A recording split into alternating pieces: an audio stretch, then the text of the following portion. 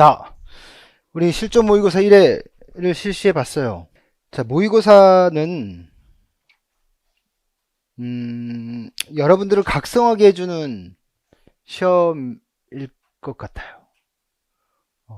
물론 이 시험을 통해서 여러분들의 성적이 분명히 나타날 것이고, 그리고 여러분들이 매주마다 이 긴장감 속에서 이 시험을 임하기 때문에 아마 한 주간의 학습의 어떤 집중도와 그 다음에 어떤 변화가 굉장히 다이나믹하게 나타날 수 있는 그런 시간들인 것 같아요. 제가 모의고사를 내면서 이제 생각했던 건 문제를 어렵게 내서도 안 되고 또 문제를 너무 쉽게 내서도 안 되고 가능한 한 실제 시험에 근사한 난이도로 또 실제 시험과 같은 느낌이 나도록 하는 문제를 내는 게 가장 중요하고, 그 다음에 실제 시험에서 나올 만한 문제들을 만들어서 여러분들에게 어떤 합격에 더 근접할 수 있는 어떤 디딤돌이 될 수 있게 만들어 드리는 게 제가 해야 할 역할이다라는 생각을 해요.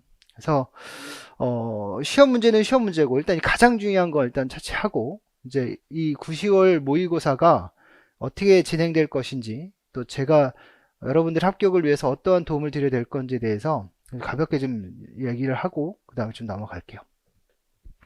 저는 어이구, 실명이 들어버렸네. 이런 계획을 짰어요.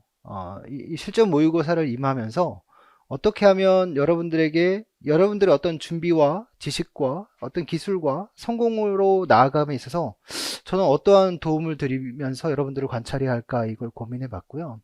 그래서 우리는 일단은 전공이든 전공의 영역을 8개로 나눠 봤을 때 최소한 한 80% 이상의 점수를 획득했을 때 7, 8에 56밖에 안 되는 거거든요. 8, 8에 64? 그것 가지고는 커트라인이라고 얘기할 수는 없는 거죠. 그러니까 최소 마지노선 그 정도 이상이어야 된다라는 거예요.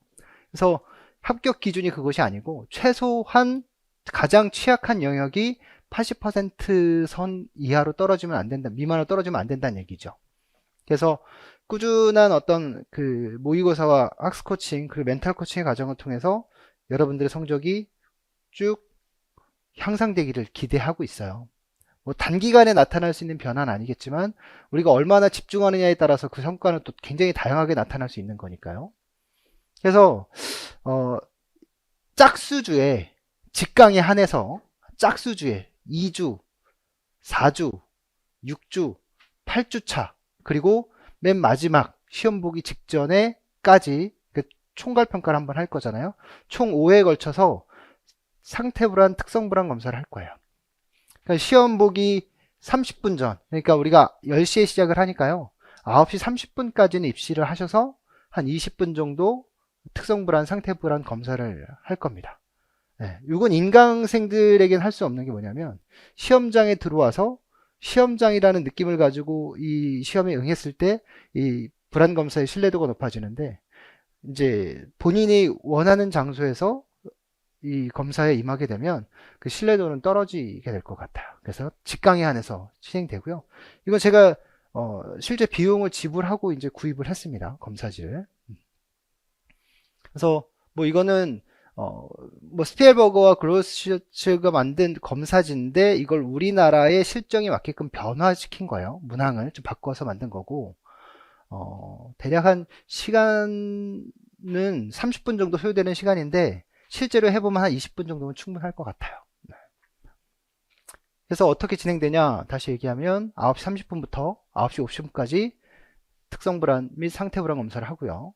그 다음에 A형, B형 문항을 풀고 점식사하고 그 다음에 해설 강의를 하는데, 이 뒤에 있는 시간은 상황에 따라서 이제 유동이 좀 있을 수 있을 것 같습니다. 그래서 해설 강의가 다 끝나고 난 후에는 개별 코칭을 할 거예요. 그러니까 이제 데이터가 있겠죠. 특성불안 검사지가 있고 또 상태불안 검사지가 있고, 그리고 이제 1회차 오늘 실시했던 모의고사 성적이 있을 거고, 그걸 바탕으로 해서 그날의 불안 상태는 어땠습니까? 시험을 보고 나서 지금은 기분은 어떻습니까? 뭐 등등의 얘기들을 하고, 뭐 점수에 대한 여러분들의 생각은 어떻습니까? 본인의 생각은 어떻습니까? 이런 얘기들을 하게 될 거예요. 그리고 이제 다 같이 모여서 또 문항에 대한 또 Q&A도 하고 진행을 할 겁니다. 7, 8월 영역별 모의고사에 일부 선생님들이 이제 본인의 점수를 공개하는 것이 좀 창피해 하실 수도 있잖아요. 그래서 내주신 선생님들 한 5분 정도 추려가지고 제가 이렇게 데이터를 만들어 봤어요. 봤더니 뭐 이런 데이터가 나와요. 그러니까 초록색 선생님 같은 경우는 어때요? 여기거든요. 이게 주황색 선이 지금 우리가 합격을 위한 기준선인데, 아무래도 영역별 문제풀이니까 지금 초록색 선으로 표현되어진 이 학생 O 같은 경우는 자연편 쪽에 상당히 강점을 보이고 있는 것 같아요. 근데 교육과정에서는 상당히 약점이죠. 그죠? 요만큼의 차이가 나요. 교수론도, 그 다음에 심리 사회학 쪽에서도 좀 상당히 좀 차이가 납니다. 그쵸? 이건 암기 과목이라 이런 쪽이 좀 취약하고 이과적으로 머리가 잘 돌아가시는 분인 것 같아요. 그죠? 반면에 파란색 선생님 같은 경우는 상당히 그래도 고른 분포로 되어 있지만 아직 우리가 어렵게 느끼는 교육과정이라든가 역학이라든가 이런 부분에서 좀 보완해야 될 것 같아요. 그래서 이런 데이터를 바탕으로 이제 이루어질 거고, 이것이 이제 점수가 0점에서 10점의 배점으로 모든 영역들이 이제 다시 모의고사 문항에 배분이 될 것이고요. 교육과정부터 교수로는 이제 교수 이론하고 스타일, 방식, 모형 다 포함된 거고요. 체육, 사철학, 스포츠, 사회학, 심리학, 역학, 생리학, 측정평가까지 모두 몇 점씩 10점씩 배점이 이루어질 거예요. 10점 다 하면 총 80점이 되겠죠. 그래서 오늘 1회 시험은 약간 좀 완벽하게 배분이 되진 못했어요. 그래서 뭐 이 자료는 일단 여러분들의 수준을 점검하기 위한 상태니까 이렇게 되고요. 그래서 어찌됐든 우리는 70점에 가장 근접한 점수가 목표입니다. 합격하려면. 그러니까 68점이라고 써놨지만 우리는 70점을 넘자라는 게 우리의 목표고요. 모의고사 1회차부터 8회차 갈 때까지 최소한 그것을 넘어서는 경험은 하고 시험장에 입장을 해야 될 것 같아요. 이것을 위해서 제가 문항의 난이도를 아무리 낮춘다 한들 여러분들이 7점이 되고 안 되고는 능력에 따라 결정되는 부분이지, 낮춘다고 넘고 높인다고 떨어지고 꼭 그렇지는 않을 것 같습니다. 물론 영향이 있겠죠. 자, 오늘 시험 본 건데요. 시험 오늘 이제 우리가 기준으로 봐서 예를 들면 합격하시는 선생님이다라면 2회차 때 이제 특성불안 검사를 하겠죠. 그래서 특성불안 검사가 뭐 전체 10점 만점에 한 5점 정도 된다라고 얘기한다면 시험장에 입장해서 이제 시험을 보기 직전이니까 상태불안 수준 상당히 높아질 거예요. 자, 회차가 진행될수록 상태불안이라든가 특성불안이라든가 우리가 잘 알고 있는 것처럼 특성불안은 성격의 한 측면이기 때문에 급작스럽게 갑자기 변하지는 않겠죠. 그래도 조금의 변화가 있을 것으로 예상이 되고요. 상태불안은 꽤 많은 변화가 있을 걸로 기대하고 있습니다. 그래서 시험장 입장에서 불안이 나의 인지 능력의 발달에 저항의 요인이 된다면 이건 아무래도 나의 잠재적 능력을 전체적으로 발휘하는데 부정적인 요인이 될 수 있으니 우리가 이걸 알고서 변화시키는 노력을 해야 될 것 같아요. 자, 그렇게 하고 그래서 점수를 보면 뭐 이렇게 분포가 이렇게 되어 있는 선생님이 아마 이제 방사형 분포의 빨간 선 쪽으로 이제 퍼져 나가게 되겠죠. 그렇게 되길 기대하고 점수가 차차 상승해서 시험 직전에는 합격에 근접한 점수에 이를 수 있도록 우리가 서로 협력해 가야 될 것 같아요. 그래서 제가 여러분들을 돕는 방법은 여기에 제시되어 있는 DHPIS 방법이에요. 이건 뭐 어디서 가져온 건 아니고 제가 만든 겁니다. 저희 카페, 예전에 카페나 보면 저는 항상 뭘 얘기했냐면 꿈, 희망, 그리고 열정, 이걸 얘기했고요. 제가 여러분들에게 항상 강조하는 건 상호작용이었기 때문에 인터랙션이 들어갔고요. 우리의 목표는 합격이니까 석세스, 성공으로 마감 지었어요. 그래서 여러분들에게 매주 물어볼 거예요.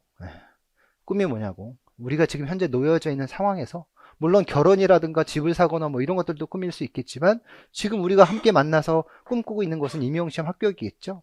근데 그 외에 또 다른 꿈들도 있을 수 있는 거니까. 자, 희망은 꿈을 이루기 위한 구체적인 계획이에요. 꿈은 아무거나 꿀 수 있지만 희망은 내가 계획하면 이루어질 수 있는 거예요. 그러면 막연한 꿈이었을지 모르지만 그것을 계획하여 이룰 수 있는 희망이 될 수 있도록 우리가 서로 계획을 세울 거고요. 그 계획이 실현될 수 있으려면 패션, 열정이 필요하겠죠. 노력이 필요할 거예요. 그래서 어떻게 노력할 거냐인데 그냥 대충 아무렇게나 노력하는 것이 아니라 노력에 구체성이 필요해요. 구체적으로 어떻게 노력할 것인가. 네. 노력의 어떤 방향과 강도가 명확히 설정되어야 될 것 같고요. 그 다음에 이제 제가 어떤 도움을 드려야 될지, 저와 어떠한 상호작용할지, 저에게 어떤 도움을 요구하실 건지. 예. 이게 가장 어렵죠. 저한테 항상 질문하세요, 질문하세요 얘기를 해도 질문하기 어려웠는데 여기다 쓰란 말이에요. 얘기를 하란 말이죠. 선생님 뭘 도와주세요. 선생님에게 어떠한 도움을 받고 싶어요. 예. 이런 걸 한 주간 진행했을 때 그러면 그 한 주간에 기대되는 성과는 어떠할 거냐. 이게 나타날 거예요. 그러면 이제 그 성과가 다음 회차 모의고사와 또 비교하게 되는 거죠. 내가 기대했던 만큼 어떤 성과가 나타날 수 있을 것인가. 자, 오늘 김모모 선생님을 예로 들어서 이런 방사형 그래프가 만들어졌어요. 점심시간에 전 밥을 먹을 수가 없어요. 이걸 만드느라고. 그러니까 딱 보면 어떤 느낌이 들어요. 이제 이게 이제 수업이 끝나고 나면 함께 나눠야 될 얘기거리인 거예요. 딱 봐도 내가 측정평가에서 좀 어려움이 있구나. 어려움보다는 좀 보완을 해야 되겠구나. 뭐 전체적으로 그렇진 않겠죠. 하지만 오늘 시험에서만큼 분명히 보완을 해야 될 상황이 나타난 거고요. 생리학에서도 마찬가지예요. 그렇죠? 역학에서도 마찬가지고요. 그렇죠? 그 다음에 체육 사철학에서도 마찬가지고. 그러면 가장 중요하게 일단 어떤 보완해야 될 1순위가 잡히는 거잖아요. 그러면 이제 뭐 전체 8개 영역 중에서 4개 영역은 이번 시험에서 좋은 성과를 만들어내지 못했어. 하지만 그게 언제나 지속되는 건 아니니 이걸 보완해서 다음엔 다른 그림이 나타날 수 있도록 해봐야지. 이런 게 되겠죠. 뭐 좋은 점수가 나왔다라고 해서 만족할 만한 건 아니죠. 하지만 이제 추가적으로 더 해야 될 부분들을 생각해 볼 수 있을 거예요. 다른 선생님 같은 경우는 또 이런 그림이 나왔네요. 그렇죠? 상당히 또 다르죠. 뭐 여전히 측정평가가 오늘 뭐 문제가 이상했었나? 여기서 이런 그림이 그려졌어요. 그죠? 예, 그러니까 역학은 뭐 만점 받으셨네요. 예, 그쵸? 그 다음에 생리학도 9점이니까 상당히 높은 점수 받으셨고요. 심리, 사회학도 괜찮아요. 평균 정도 됐고요. 근데 평균, 우리가 기준선까지 왔고요. 하지만 이제 측정평가나 교육과정, 이쪽 부분에 좀 보완이 필요해 보여요. 그쵸? 예, 이런 느낌을 보면 내가 어디를 더 메꿔야 되는지, 어디를 키워야 되는지 명확하게 이제 방향이 설정될 거예요. 이제 이런 그림이 이제 종합적으로 그려질 겁니다. 그래서 김모모 선생님 같은 경우에 이제 다음 주에 특성 불안, 상태 불안 검사를 하겠죠. 아마 이제 이 데이터가 나올 거예요. 내가 평상시에 시험을 볼 때 그다지 큰 불안을 느끼지 않으면서 시험을 봤었는데 막상 해보니까 상당히 불안했구나 랄 수도 있고, 난 되게 불안하다고 생각했는데 상대적으로 낮게 나타날 수 있는 거거든요. 네. 뭐 이런 것들은 이제 직접 눈으로 보고 체크해 봤으면 좋겠고요. 좀 전에 데이터가 이제 우리 기준선에 넣어서 이제 본 겁니다. 심리학은 좀 만족스러워요? 여기는 어때요? 여기 빨갛게 칠하고 싶죠? 네, 뭐 그런 느낌일 거예요.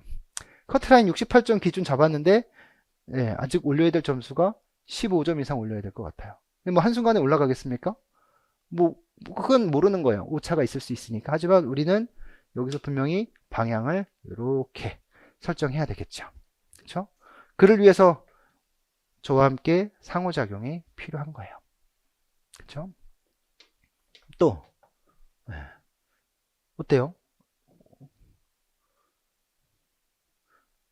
이러고 싶은 거야. 나는 여기를 메꾸고 싶은 거야. 이렇게. 그죠? 네, 이렇게 메꾸고 싶고, 자, 이렇게 만들어질 거예요. 그래서 매주마다 이거는 이제 프린트해서 이제 자료화해서 여러분들이 드릴 건데, 제가 오늘 이제 해보니까 굉장히 바쁘더라고요. 제가 채점하고, 뭐 밥 먹을 시간도 없고요. 예, 거의 한치도 칠 틈이 없어요. 그래서 일단은 바쁘다. 바쁘나 해야 할 것 같다. 여러분들에게 도움을 주기 위해서. 예. 그리고, 예. 일단 우리가 중요하게 생각한 저는 이거예요. 어떻게 생각하는지 몰라. 여러분들이. 하지만 우리는 합격하고 싶은 간절한 꿈이 있어요. 여러분들 밤에 잠들 때 어때요? 잠잘 때 무슨 생각해요? 불안해요. 불안해요. 근데 밤에 잠잘 때 이런 생각 해봐요. 내가 가장 하고 싶은 거. 그걸 머릿속으로 떠올려 봐요. 그리고 그게 간절해지면 그 곳으로 결국 내가 가게 되어 있어요. 예. 꿈은 저 멀리 어딘가에 있는 것 같이 막연한 곳에 있지만 언제든 내 머릿속에 마음속에 모든 것들이 그쪽을 향해 있으면 결국 거기를 가기 위한 꿈이 점점 희망으로 바뀌어요. 그러면 계획을 세우겠죠. 그렇죠? 다리를 놓든 공부를 하든 뭐를 하든. 그렇죠? 그리고 뭔가 희망이 있고 될 것 같아야 열정도 희망도 동기도 생기는 거죠. 그렇죠? 그리고 거기에 누가 필요해요? 누군가가 우리는 뭐 스캐폴딩을 하듯 누군가의 도움이 필요하잖아요. 근데 옆에 있잖아요. 그러니까 도움을 요청하시면 돼요. 그리고 합격으로 가시면 됩니다. 인강을 들으시는 선생님들도 마찬가지예요. 특성 불안, 상태 불안 검사만 안 할 뿐 여러분들이 첨삭 답안지를 제출하시면 이러한 데이터를 똑같이 만들어 드릴 거예요. 그러니까 첨삭 답안지를 제출하세요. 그러니까 안 해요, 잘. 네. 그러니까 답만 강의만 듣고 그냥 나 혼자 이러고 나중에 답지만 원해요. 그 문제 풀고 답만 보고 큰 의미가 있을까 싶어요. 그래서 만들어서 저랑 상호작용을 좀 하셨으면 좋겠어요. 그렇게 해서 합격으로 가셨으면 좋겠습니다. 네, 제가 세운 2025학년도 대비 피종의 전공 체육 실전 모의고사는 이러한 루틴으로 이루어질 거예요. 합격하실 수 있겠죠? 합격하고 안 하고는 여러분들의 마음에 달려 있는 겁니다. 자, 보겠습니다.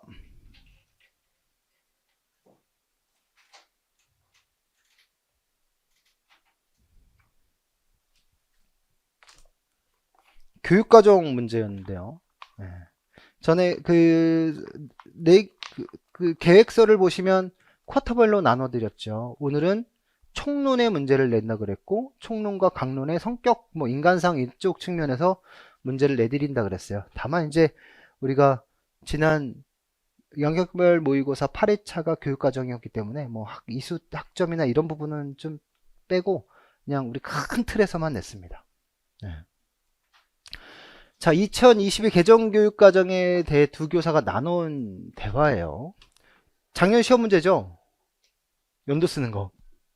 내년이면 중학교 1학년, 고등학교 1학년 2022 개정교육과정이 적용이 되기 시작합니다. 그렇죠?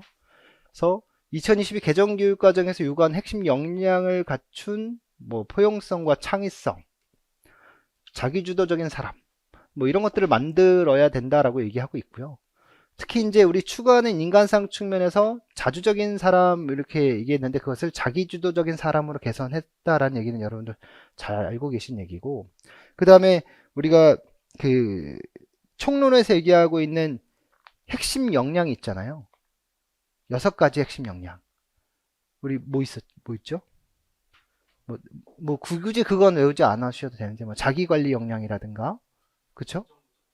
지식정보 처리 역량, 그죠? 창의적 사고 역량, 심리적 감성 역량, 협력적 소통 역량, 맞아요. 공동체 역량.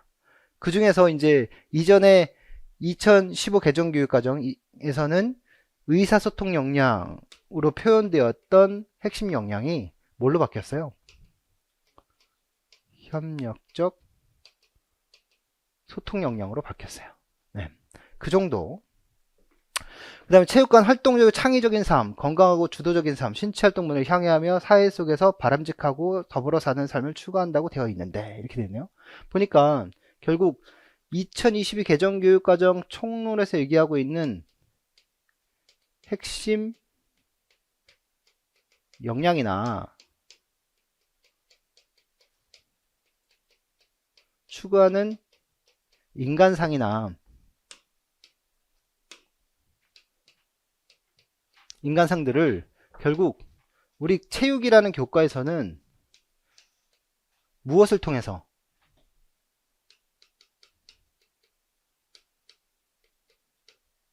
신체활동 역량을 함양해서 뭐 하는 거예요? 실현하는 거예요. 그럼 우리 신체활동 역량, 우리 체육에서 얘기하는 신체활동 역량 세 가지는 뭐 있어요? 움직임 수행 역량,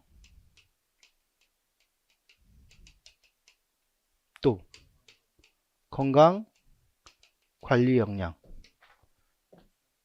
신체 활동, 문화, 향유, 역량. 요거죠. 그래서 요거는 이제 뭐 어떻게 해?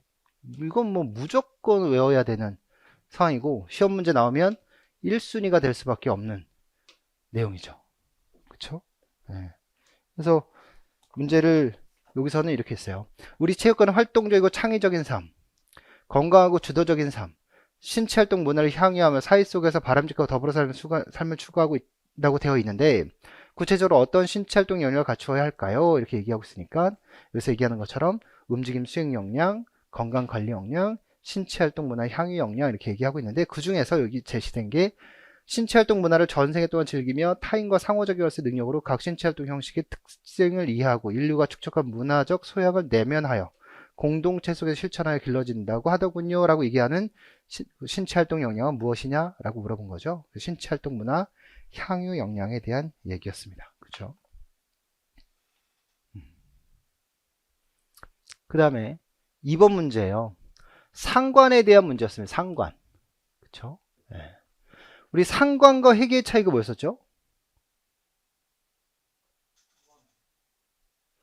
상관은 두 변인이 어떠한 관계를 맺고 있느냐 정도였지만, 회기는 하나의 변인이 독립변이 되고 하나의 변인이 종속변이 되어서 하나의 변인이 다른 한 변인에 영향을 주는 관계였었죠. 그쵸? 그래서 이 상관이니까 두 변인의 관계 정도인데, 이런 상관 계수는 두 변인이 공통으로 변한 방향과 정도래요. 그러니까 방향이 플러스일 수도 있고 방향이 마이너스일 수도 있는 거죠. 그러니까 정적일 수도 있고 부적일 수도 있는 거고, 정도라고 했으니까 0에서 1까지의 어떤 상관의 정도를 얘기할 수 있었어요. 이런 것들이 수치로 표시한 것이다. 이런 상관계수는 어떠한 척도에 해당하냐? 척도에는 우리 네 가지 척도가 있었죠. 뭐 있었어요? 명명, 서열, 동간, 비율 척도가 있었어요. 이런 명명, 서열, 동간, 비율 척도의 구분을 하기 위해서는 어떻게 했죠? 구분, 서열성, 동간성, 절대 0점. 이걸 내가지고 얘기했단 말이에요. 그죠? 자, 상관계수의 척도를 물어봤으니까 측정치가 아니래요. 측정치가 아니니까 어떤 임의 0점이나 절대 0점이 존재하지 않는 거네요. 그죠?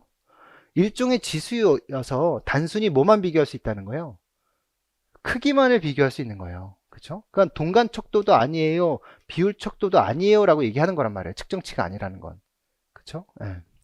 그리고 예를 들어 상관계에서 0.5라 해서 0.25보다 2배가 될 수 없다라고 얘기하는 건 뭐가 안 되는 거예요, 지금? 2배, 3배 이렇게 얘기할 수 없, 2배, 3배 얘기하려면 승제가 돼야 되는 거잖아요. 비율 척도가 돼야 되는 거잖아요. 그러니까 동간성과 비율성을 다 가지고 있어야 되는데, 절대 0점과 동간성을 갖고 있어야 되는데 지금 이거 아니라고 얘기하고 있어요. 또 0.5에서 0.70으로 이 증가량 0.2가 0.20에서 0.49의 증가량이 같다고 얘기할 수도 없다. 이거 결국 뭐예요? 동간성 없습니다. 절대 0점 없습니다. 이렇게 얘기하고 있는 거예요. 그쵸? 그러면 결국엔 뭘 가지고 구분으로 얘기하는 건가요? 구분으로 얘기하기에는 이건 뭐가 뭐보다 크다 작다 이렇게 얘기할 수 있는 거니까 결국 무슨 척도가 돼요? 서열 척도가 되죠. 그쵸? 그렇군요. 급격한 성장이 나타난 중고등학교 학생의 경우 연령이 증가함에 따라 함께 증가하는 여러 가지 특징들이 있어요. 이게 어떤 하나의 변인의 증가에 따라서 다른 한 변인들의 증가가 굉장히 다양하게 나타날 수 있죠. 뭐 1, 뭐 2, 뭐 굉장히 다양한 변화들이 나타날 수 있어요. 아니면 뭐 다르게 얘기할 수도 있겠죠. 뭐 여기를 Y라고 얘기하고 여기에 영향을 주는 이 연령에 따라서 뭐랄까 X1, X2, X3 뭐 이런 것들이 또 어떤 한 변인에 영향을 줄 수도 있는 거예요. 이런 것들을 우리는 뭐라고 얘기하냐면 여러 가지 요인들이 한 변인에 영향을 줄 수 있는 걸 우리는 중다상관이라고 얘기해요. 다상관이라고 얘기하죠. 근데 여기서 얘기하는 건 지금 연령이 증가함에 따라서 증가하는 여러 가지 요인 중에 신장도 증가해요, 체중도 증가해요, 상체 발달도 증가해요, 배근력도 증가해요. 이렇게 얘기하고 있어요. 그럼 우리 이렇게 해봅시다. 연령이 증가합니다. 연령이 증가하는데 키가 증가합니다. 뭐 체중이 증가합니다. 근데 여기에 배근력도 증가합니다. 이렇게. 그러니까 연령이 증가하면 배근력 증가하죠. 연령이 증가하면 키나 체중도 증가하는데, 이제 연령이 증가하는데 배근력이 증가하는 것이 오로지 연령에 의한 부분 때문이냐라고 얘기하기도 어렵고, 키나 체중이 증가하는 게 오로지 연령 때문이냐라고 얘기하기도 또 어려운 부분들이 있어요. 왜냐하면 또 배근력과 키와 체중 사이에 또 관계가 있을 수 있으니까요. 그러니까 어떤 특정한 한 변인의 다른 변인으로의 어떤 순수한 관계 정도를 알아봐야 되는데, 그걸 알아보기 위해서는 뭘 해야 돼요? 뭐 이렇게 이런 배제해야 되는 부분들이 존재한단 말이에요. 그쵸? 네, 이런 부분을 배제해야 되는 거죠. 그래서 순수하게 연령이 배근력에 미치는 영향 정도만 알고 싶다라고 얘기한다면 다른 변인들의 영향 요인을 제거시켜야 돼요. 그렇게 해서 알고 싶은 상관은 우리는 편상관이라고 얘기하죠. 그쵸? 네.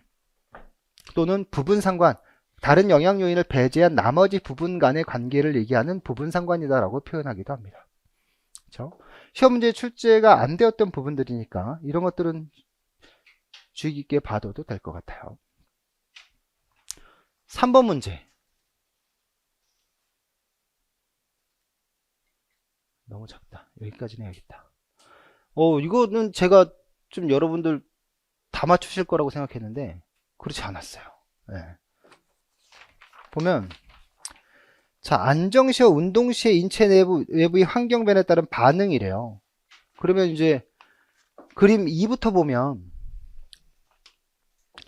자, 여기 안정기 혈압이라고 이렇게 나오고요. 안정기 혈압은 여기에요. 그쵸? 근데 중고강도 운동을 했더니 혈압이 싹 올라갔다가 다시 운동이 끝나고 나서 휴식기로 돌아오니까 안정시로 다시 돌아왔어요. 고강도 운동을 할 때 보니까 혈압이 확 더 높아졌다가 다시 운동이 끝나고 나서는 정상으로 돌아왔어요. 그쵸? 이것만 봐도 운동 강도가 높아지면 혈압은 높아진다라고 얘기하겠죠. 운동 강도가 높아지면 뭐의 요구량이 많아져요? 산소의 요구량이 많아져요. 또 에너지의 요구량이 많아져요. 산소와 에너지의 요구량이 많아지니까 당연히 산소를 많이 들여야 되니 환기량이 증가하겠죠. 또 에너지 공급과 산소 공급을 심장의 혈류와 직결되는 문제이기 때문에 심박출량이 늘어나겠죠. 혈류량도 늘어나겠죠. 요구하는 부분 쪽으로 혈류가 많이 몰리겠죠. 혈류 재분배가 나타날 거예요. 그렇죠? 어찌됐든 뭘 하든 활동을 하든 강한 활동을 하든 다시 원래의 상태로 되돌아와요. 원래의 가장 안정적인 상태로. 이걸 뭐라 그래요? 항상성이라고 얘기하죠. 어떤 외부적인 요인에 의해서 변화가 나타나지만 변화되고 난 후에 원래의 자신의 가장 안정적인 상태로 되돌아오는 걸 항상성이라 그래요. 그러니까 체온을 예를 들면 체온은 36.5도씨잖아요. 더우면 어떻게 해요? 올해 굉장히 더웠는데 체온이 높아지죠. 그래서 뭘 흘려요? 땀을 흘리죠. 그래서 체온이 다시 몇 도로 돌아와요? 36.5도로 돌아와요. 항상 인간은 체온을 36.5도로 유지한단 말이에요. 이거 우린 항상성이라고 얘기하죠. 자, 우리는 이런 안정 상태에서 운동이라는 걸 경험해요. 낮은 강도 운동이든 고강도 운동이든. 그럼 여기서도 뭐가 보여요? 일정하게 유지되는 부분이 보이죠. 여기 일정하게 유지되는 고온 상태의 모습이 보여요. 자, 여기서 보면 자, 심박수에 대한 얘기인데 시간이 지날수록 이렇게 심박수가 일정하게 유지되는 부분들이 보여요. 지금 여기를 물어보는 거잖아요. 이 고온 상태에 나타나는 부분. 즉 심장의 심박수가 일정하게 유지된다는 건 뭐예요? 여기 안정 상태로 얘기해 볼까요? 그건 여기는 분당 여러분들 한 55회에서 한 65회 정도 뛰겠죠. 그쵸? 운동 강도가 높아지면 뭐 100회까지 올라갈 거고 막 150회까지 이렇게 올라갈 겁니다. 하지만 100회에서 또 일정하고 150회에서도 일정하게 이렇게 나타나요. 일정한 심박수가 나타난다는 건 무슨 얘기예요? 일정한 심박출량을 보내주고 있다는 얘기겠죠. 일정한 혈류가 공급되고 있다는 건 뭐예요?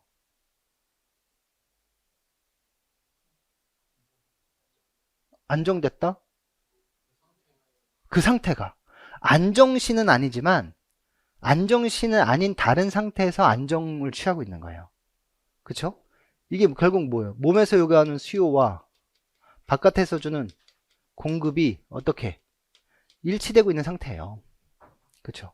수요와 공급이 일치되니까 우리는 편안함을 느껴요. 그렇죠. 우리는 이거를 항정 상태라고 얘기하고요. 호흡부로 얘기한다면 안정시에 안정된 호흡이 아닌 또 다른 위치에서의 안정이 나타나는 호흡. 그래서 그걸 세컨드 윈드라고 얘기하죠. 그렇죠? 네. 그래서 우리는 이런 자극을 주면, 네. 이런 높은 강도의 운동을 통해서 자극을 주면 일단 안정시에서 이런 환경에서 일정하게 유지하게 되면 결국 뭘 해요? 네. 적응을 하게 될 거예요. 적응을 하면 안정시와, 그러니까 이전에 운동을 하기 전 상태와 운동하기 전 상태, 운동을 하고 난 후에 적응을 하고 나면 내 신체는 어떻게 될까요? 최대 하 운동을 할 때하고 최대 운동을 할 때 적응을 하고 나면 최대 하 운동에서는 어떻게 될 거고 최대 운동에서는 어떻게 될까요?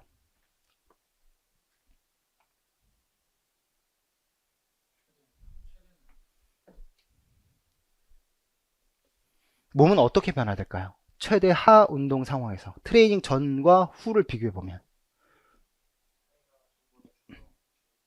줄어든다. 줄어든다라는 걸 달리 표현하면 이렇게 쓰면 어떨까요? 효율성이 높아진다.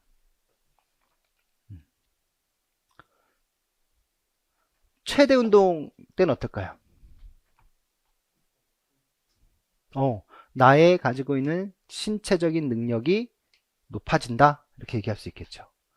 그러니까 동일 강도 운동 시 적은 에너지 사용이 될 것이고, 그쵸? 내가 발휘할 수 있는 최대치가 더 높아진다라고 얘기할 수 있겠죠. 그러니까 내가 가지고 있는 능력치가 최대치가 높아졌는데 실제 주어진 최대화 운동 강도에서 나는 적은 에너지를 써도 충분히 운동을 발휘할 수 있겠죠. 그런 문제였어요.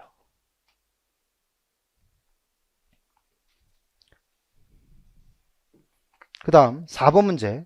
농구의 캐치 동작이에요. 체스트 패스를 하고 체스트 패스를 받는 문제인가 봐요.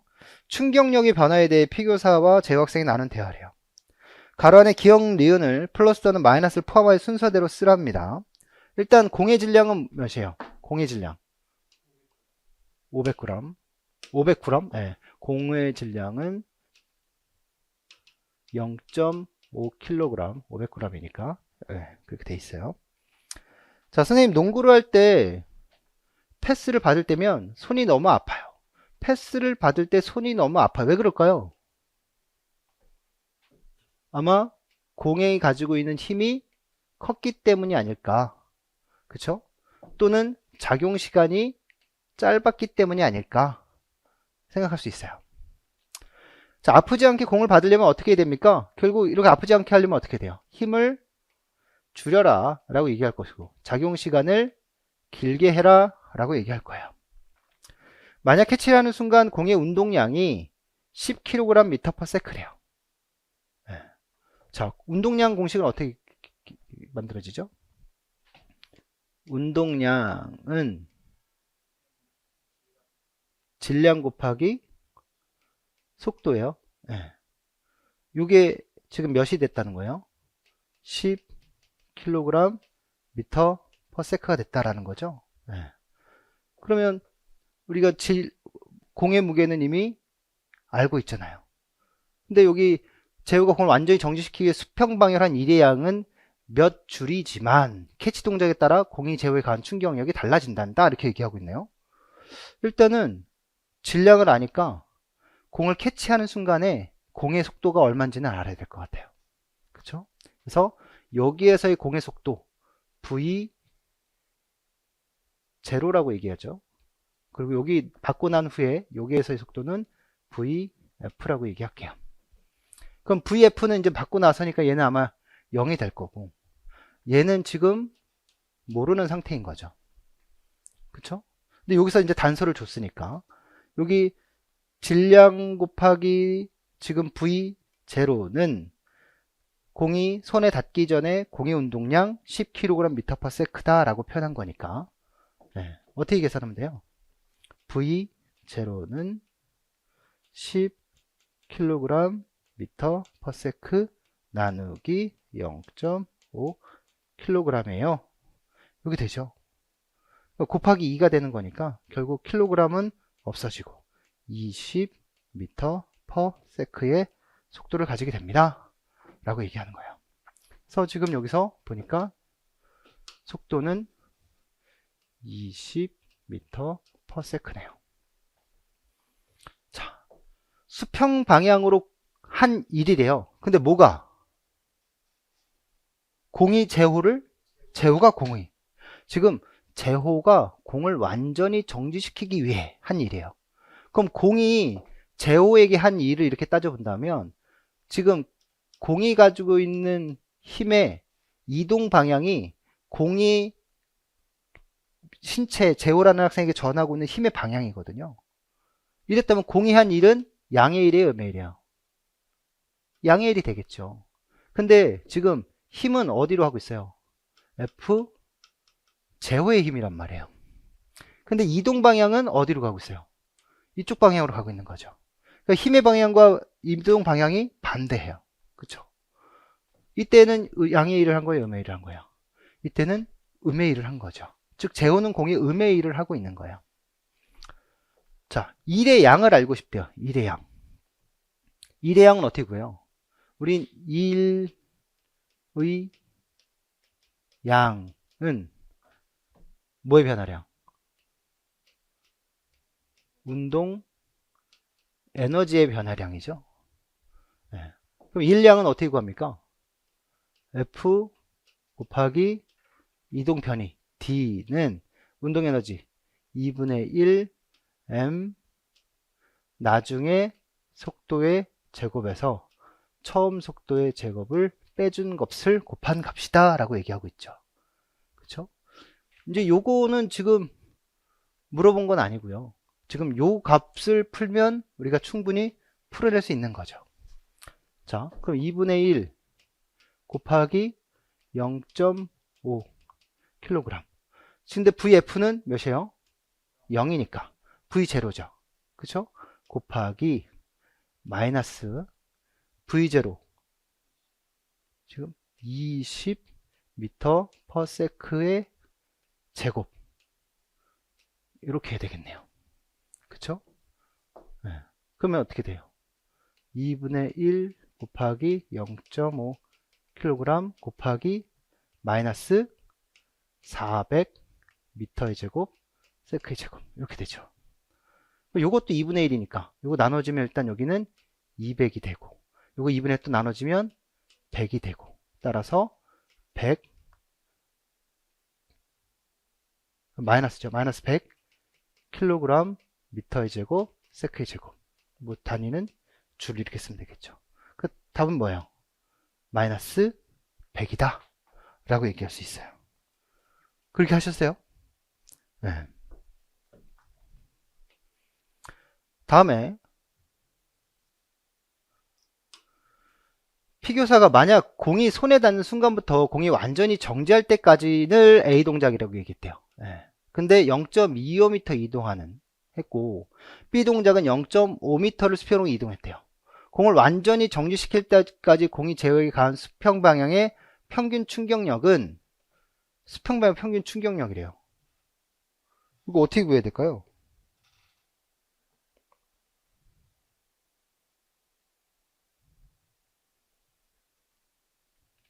평균 충격력.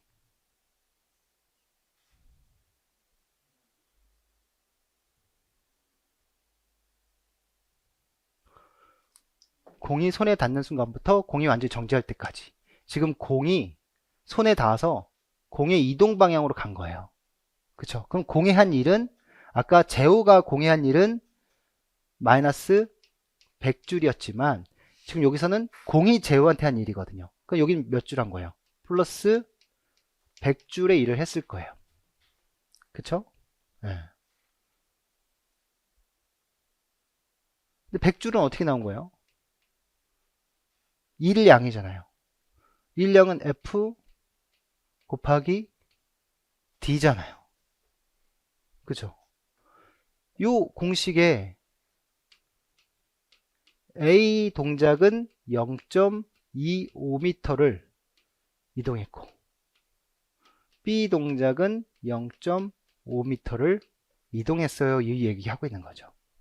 따라서 A 동작을 살펴보면 A 동작 A 동작의 F는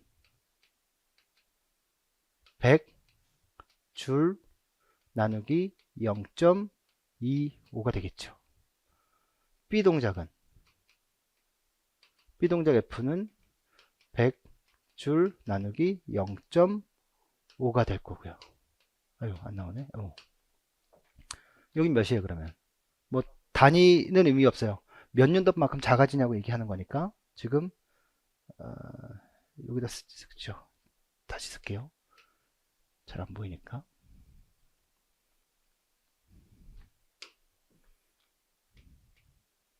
A 동작은 100 뉴턴 미터고, 이것은 F 곱하기 D로 표현한 거고, 근데 여기서 D는 몇이에요? 0.5m니까 F는 100 뉴턴 미터, 여기 0.25 나누기 0.25 미터. 그쵸? 4분의 1이니까 이거 없어지고 몇 뉴턴? 400 뉴턴이다. 근데 B 동작은 지금 100 뉴턴 미터에 F 곱하기 D가 0.5 미터니까 F는 100 뉴턴 미터 나누기 0.5 미터 해서 몇 뉴턴? 200 뉴턴이다. 그래서 A 동작보다 B 동작이 몇 뉴턴 더 작아져요? 마이너스 200 뉴턴만큼 작아지는 거죠. 그러니까 마이너스를 쓰라는 게 아니라 그냥 200 뉴턴 작아져요. 이렇게 얘기하는 겁니다. 그쵸? 차이만 쓰라고 얘기한 거니까. 그쵸? 최대한 현재 실제 상황에 맞게 이런 문제들을 풀었을 때는 그냥 있는 그대로 받아들이고 있는 그대로 하나씩 빈칸을 채워나가듯 하면 돼요. 우린 어떤 공식을 알아야 했어요? 운동량에 대한 공식을 알아야 됐고요. 뭐 또 문제 시간이 나왔다면 충격량에 대한 공식을 알아야 되겠지만 이후의 문제에서 그런 문제를 또 내드렸죠. 그리고 뭐에 대한 공식을 알아야 돼요? 일량에 대한 공식을 알아야 되고요. 일량을 구하는 공식, 일을 구하는 공식, 힘 곱하기 이동 변이에 대한 거. 일량은 에너지의 변화량이다라는 것도, 운동 에너지 변화량. 그래서 운동 에너지 변화량에 대한 공식, 이런 것들만 알면 충분히 풀 수 있는 문제였어요.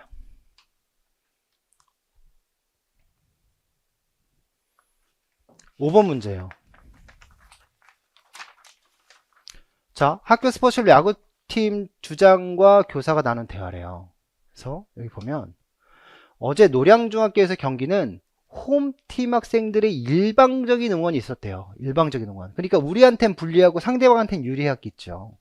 그렇죠? 보통 원정팀이 3루 더가웃을 쓰는데 어제 경기가 오후 시간으로 변경되면서 경기 내내 햇빛이 더가웃으로 들어왔대요. 그러니까 휴식해야 되는 공간에 햇빛이 짱 치니까 너무 불편했겠죠. 눈부시고. 그래서 경기에 집중할 수가 없었어요. 이렇게 얘기했어요.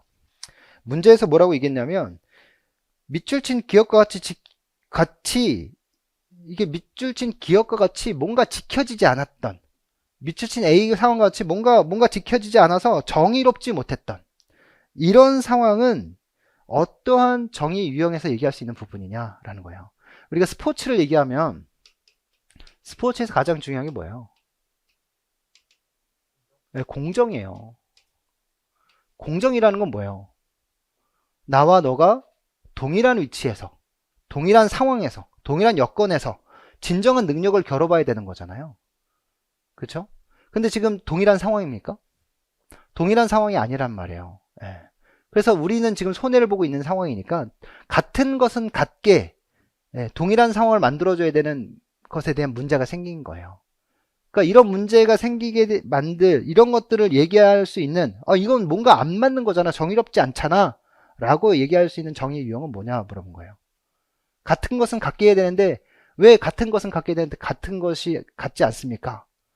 너나 나나 우리 축구 경기 뛰러 온 건 똑같은데 왜 너네 라카는 깨끗하고 우리 라카는 더럽냐?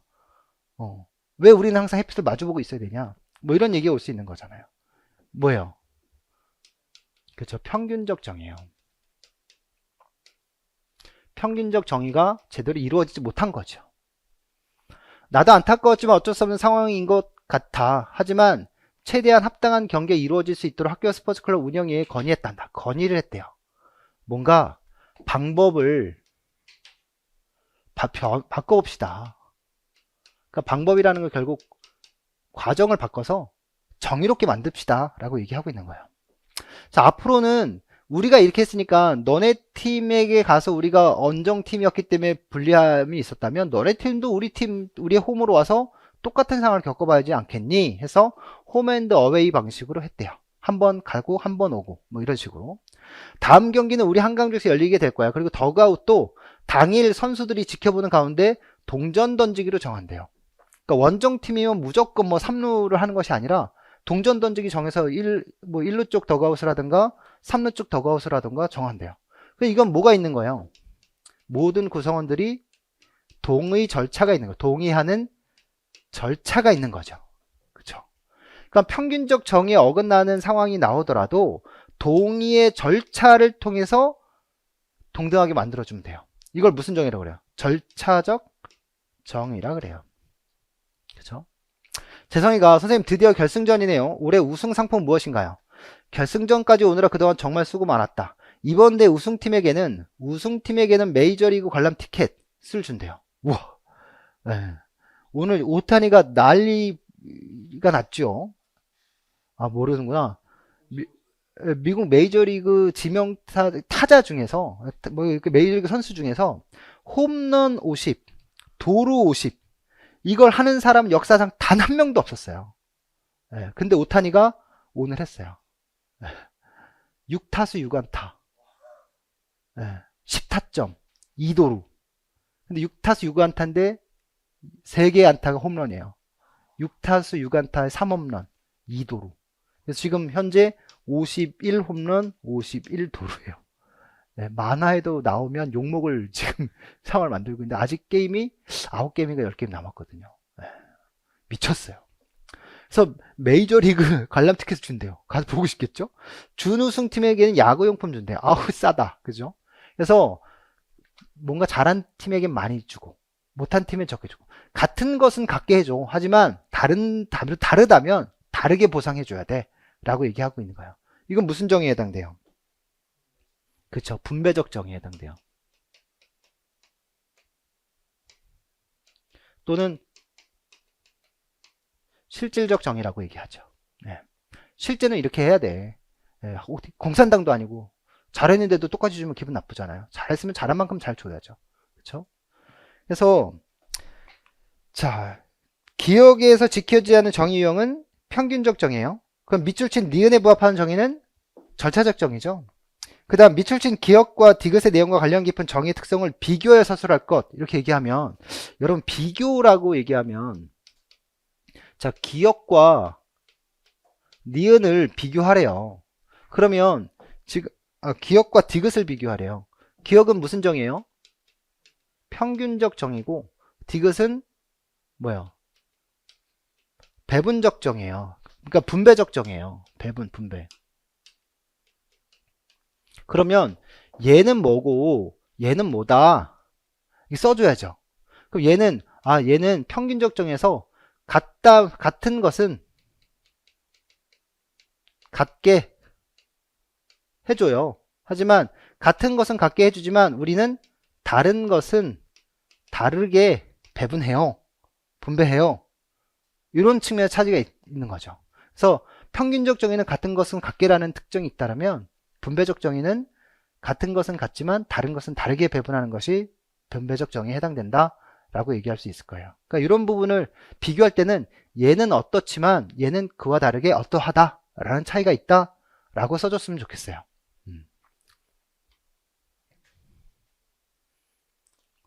그 다음에 6번 문제예요. 스포츠 상업화 현상에 대한 학생들 SNS 대화인데요. 지금 유승희가 이렇게 얘기하고 있네요. 스포츠사들이 벌어들인 천문학적인 상금과 연봉, 성과급을 선전하는 것. 이게 선전한대요. 그러니까 요거 보면 꼭 뭐 같아요? 우리 뭐 보통 이제 자본주의 사회에서는 광고하는 것은 뭐 이렇게 얘기할 텐데 선전, 선동 이렇게 얘기하면 꼭 공산당 같고 막 마르크스주의 같고 막 이럴 것 같잖아요. 그러니까 굳이 끼워 맞추자면. 예. 근데 이걸 선전한대요. 사회 구성원들로 하여금 자본이 원하는 방식, 그러니까 자본이 원하는 방식, 그러니까 자본이 움직이는 대로, 돈이 움직이는 대로 보상 체계와 계층 구조를 받아들이도록, 뭐 하도록? 수용하도록, 인정하도록, 예, 한대요. 그러니까 이거는 동의와는 다르죠. 동의와 공유의 개념이 아니라 자본이 움직이면 어쩔 수 없이 따라갈 수밖에 없는 그냥 좀비처럼 따라가야 되는 거예요. 왜냐하면 사람들은 돈에 열광하니까. 그렇지 않아요? 그럼 이제 이 자본을 누가 움직여요? 스포츠사들의 천문학적인 금액을 제시하고 막 이렇게 사람들을 끌어오는 그걸 누가 움직여요? 자본가들이 움직이죠. 오타니 쇼헤이가 미국 메이저리그에 진출해서 지금 몇 년 차인지 잘 기억은 안, 6년 차인가 7년 차인가 그러겠지만 LA 다저스하고 10억 달러의 계약을 맺었나요? 뭐 얼마지? 한 10, 뭐 엄청난 금액으로 계약을 맺었잖아요. 근데 지금 LA 다저스 가가지고 실제 자기가 가진 연봉의 10분의 1인가 밖에 안 받았어요, 지금. 왜냐면 셀러리 캡에 걸려서 다른 선수를 못 데리고 오는 거예요. 그래서 자기 저 조금 받고 좋은 선수를 영입해라. 무키 배츠 데려오고 막 이랬던 거잖아요. 그래서 어디로 올라간 거예요? 아무리 잘한 뭐에 우승 반지가 없는 걸. 예. 근데 지금 확정됐죠. 예. 플레이오프 진출이. 예. 그러니까 이제 우승 반지까지 끼면 이 사람은 뭐 야구계의 전설로 남는 겁니다. 어쨌든 이런 보상 체계와 계층 구조를 받아들이도록 하는 효과가 나타나지. 자본의 움직임에 어쩔 수 없이 따라가도록 지배받도록 만들어야지 라고 얘기하고 있는 거거든요. 어떤 이론이에요? 갈등이죠. 특히 자본이 원하는 방식의 보상 체계와 계층 구조. 그러니까 뭐가 생기는 거예요? 뭐가 생겨요? 불평등이 생기는 거죠. 그렇죠? 그리고 이 계층 구조가 만들었다는 건 결국 지배계급과 피지배계급이 만들어지는 거죠. 자, 하지만 이렇게 얘기했으니까 예와는 어떤 의견이에요? 반대 의견이라고 얘기하고 있어요. 프로스포츠 선수들이 자신의 능력에 따라 차등적 보상을 받는 것은 그만큼 그가 다른 사람들에 비해 더 힘들고 중요한 기능을 맡고 있기 때문에 이게 기능 이론에서 얘기하고 있는 거죠. 근데 뭐 이렇다고 다 되는 건 아니지만 여기에서는 이렇게 차등적 보상을 받는 것에 대해서 사람들이 이걸 인정할 수 있어야 돼요. 그래서 코클리가 구조기능론에서 얘기하는 요 두 가지 측면이 꼭 있어야 된다라고 얘기하는 두 가지가 뭐였었죠?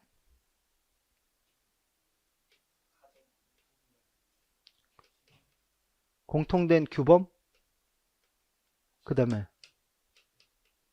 상호 의존적 관계, 이거 중요했죠. 그래서 여기는 사람들이 다 이걸 공유하고 있는 거예요. 아, 잘하면 많이 줘야죠. 당연히. 그래서 자기도 하고 싶은 마음이 생길 거 아니에요. 이건 무슨 이론이에요? 기능론이란 말이에요.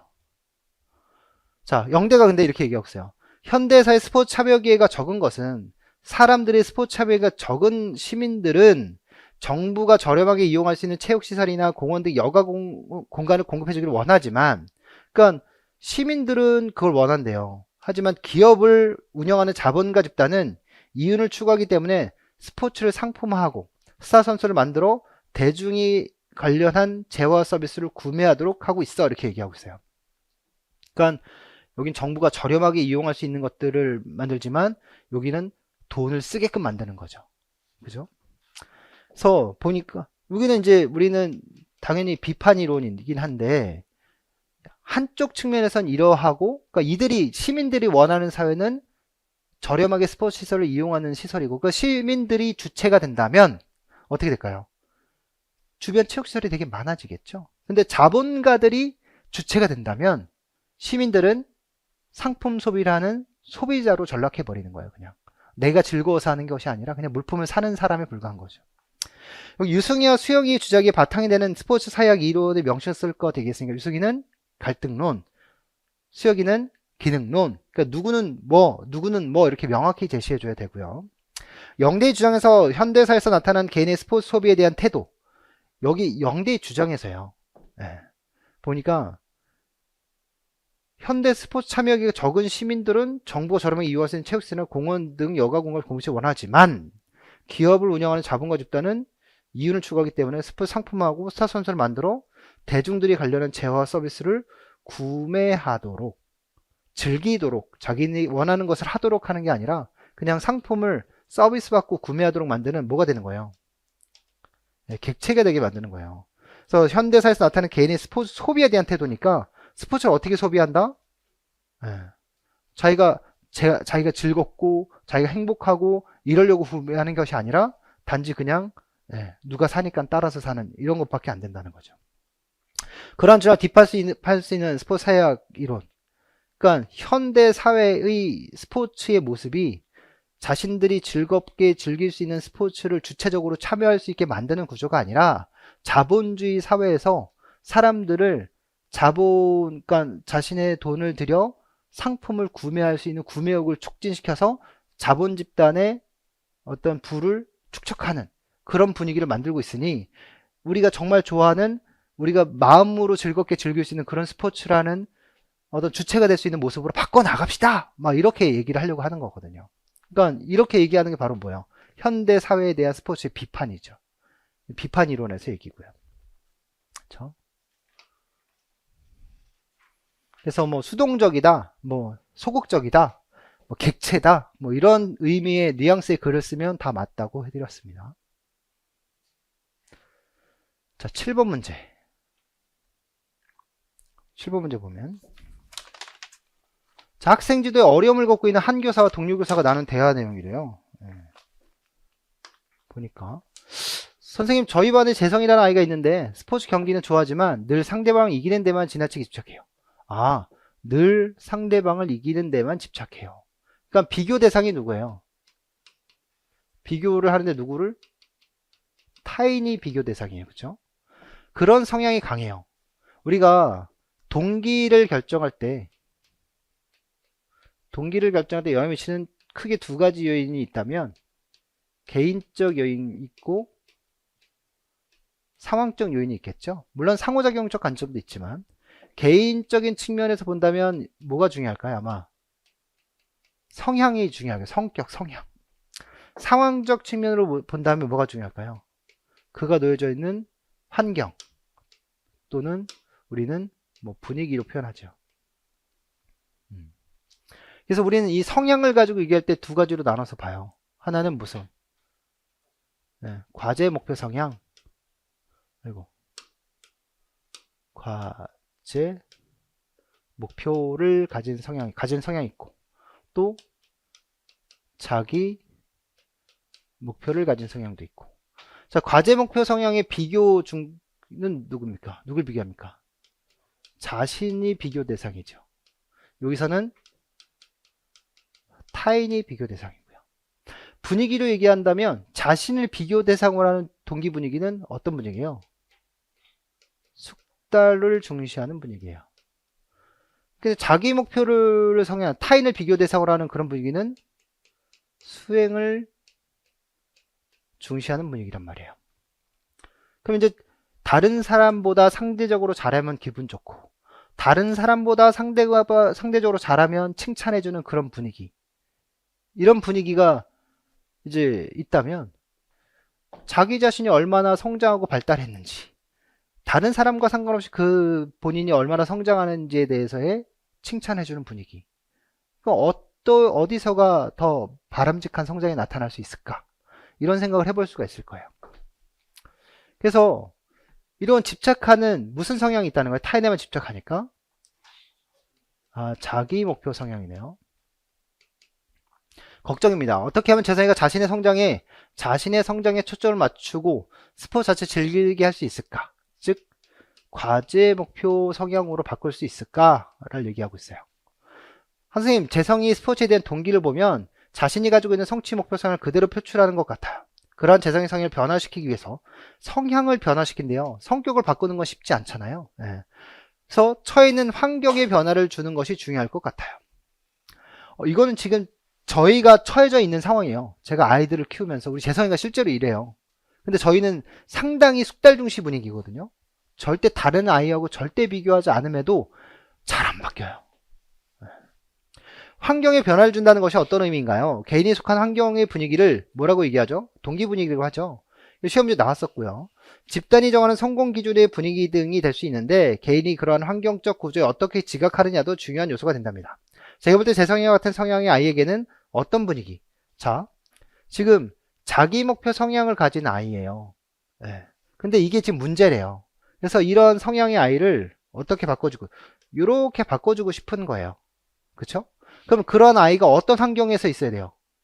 이러한 환경으로 이렇게 들어가야 되는 거죠. 이러한 환경으로. 그쵸?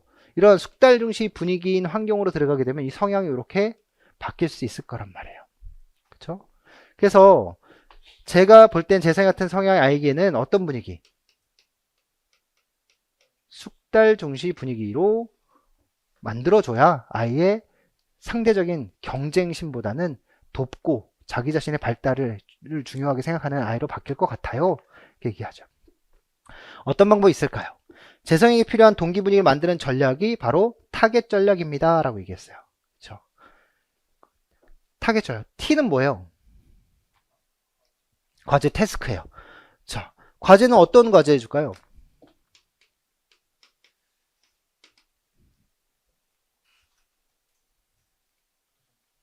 도전적 과제? 네, 맞아요. 어떤 과제가 도전적 과제예요?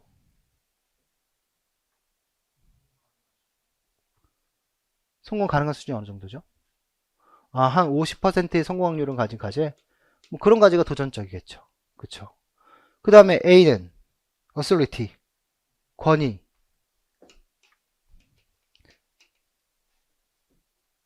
누가 결정할 수 있다. 이거 한마디로 뭐 하라는 얘기예요? 주체가 되도록 하라는 거잖아요. 뭐의 주체? 의사결정의 주체가 되도록 해주는 거죠. 그쵸? R은 뭐예요? recognition. 인정이에요, 인정. 뭘 인정할 거예요? 다른 사람 이기고 오면 인정할 거예요?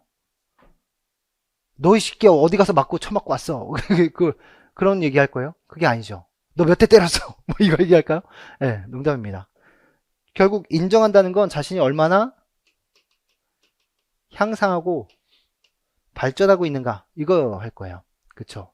TAR, G, 그룹, 그룹핑, 집단 편성 어떻게 할까요? 집단 편성하는 이유가 뭐예요? 뭐 하라고? 협동, 협력하라고. 그쵸? 그쵸? 또 평가, 이밸류에이션 뭐예요? 뭘 평가할까요? 아까 향상을 인정한다고 했으니까 네, 향상도 평가해야 되고 향상도는 목표 도달 여부를 평가하기 어렵다라고 얘기했죠. 그러니까 모두 해야 돼요. 숙달 정도도 평가해줘야 돼요. 그쵸? 그 다음 T, 타임이에요. 시간. 시간 어떻게 할까요? 일단 시간은 우리 결과보다 과정 중요한데 뭔가 촉박하게 만들면 다른 사람과 경쟁해야 되고 시간과 경쟁해야 되잖아요. 그러니까 어떻게? 충분히 줘야 돼요. 그래서 문제에서는 바른 지도 방안을 과제와 평가 측면에서 얘기하라 했으니까 과제와 평가 측면에서 과제는 도전적인 과제 주세요 라고 얘기한 거고 평가는 숙달 정도나 향상도를 평가합니다 이렇게 얘기해야 되겠죠. 그 다음 8번 문제. 자, 실작 시간에 대한 얘기인데요.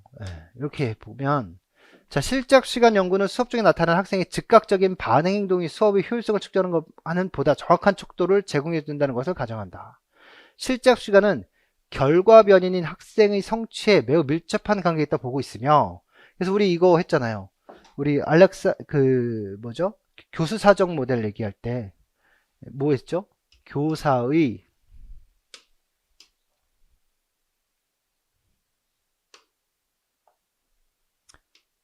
교사와 학생의 관계고 교사는 교수를 했고 학생은 학습을 과정적으로 겪었고 학습에 대한 결과가 나타났겠죠. 이게 학습이겠죠. 그래서 교사의 교수 과정 변인, 학생의 학습 과정 변인, 학생 학습 결과 변인 이렇게 얘기했단 말이에요. 그러면 교수와 결과 사이에 이 과정이 바로 얼마나 열심히 했느냐죠. 이걸 가지고 우리는 ALT, P2를 얘기했던 거예요. 그러면 ALTP는 무슨 변인이다? 과정 변인이다.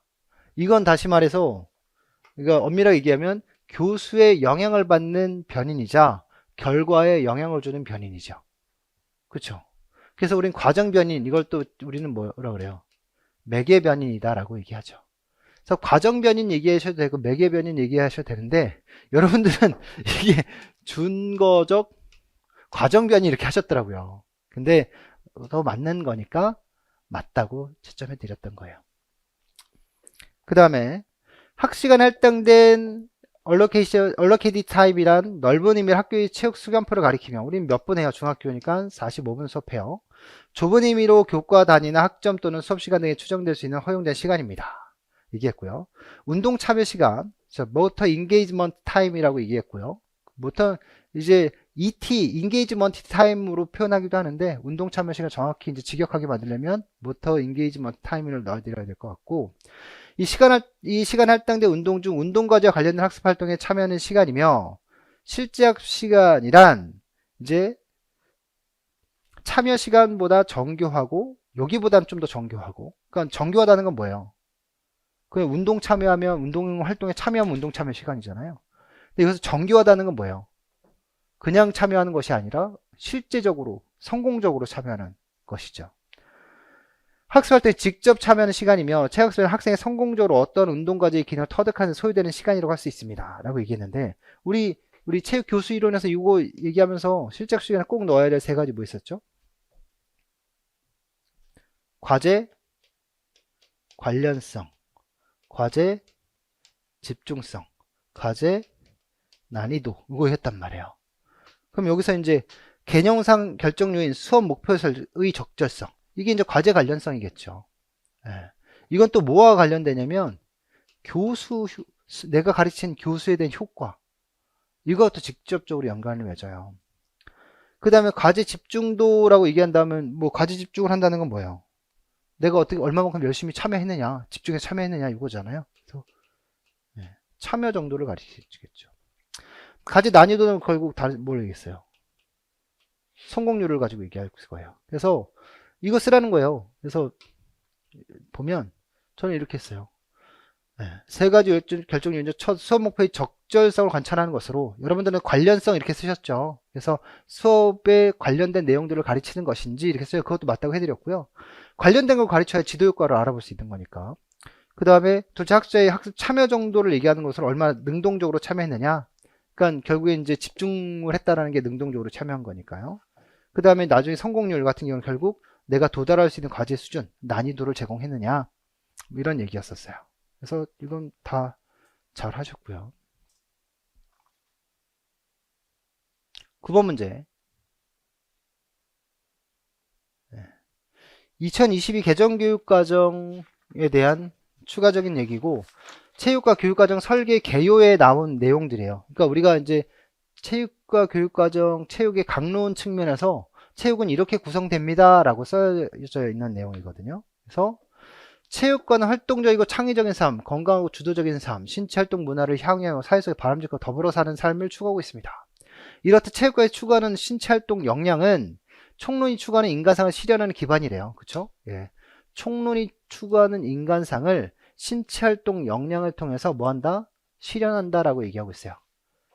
그 중에 우리 뭐가 있을까요? 뭐 자기주도성, 뭐 창의적 사고, 그 다음에 뭐죠? 포용성과 시민성, 뭐 이런 건 얘기할 때 이 세 가지 것 중에 무엇은 신체적 활동으로 활동적인 삶을 사는 데 필요한 움직임을 다양한 환경에서 수행하고 적용할 수 있도록, 그러니까 다양한 환경에서 수행하고 적용하려면 내가 어떠한 태도를 가지고 있어야 될까요?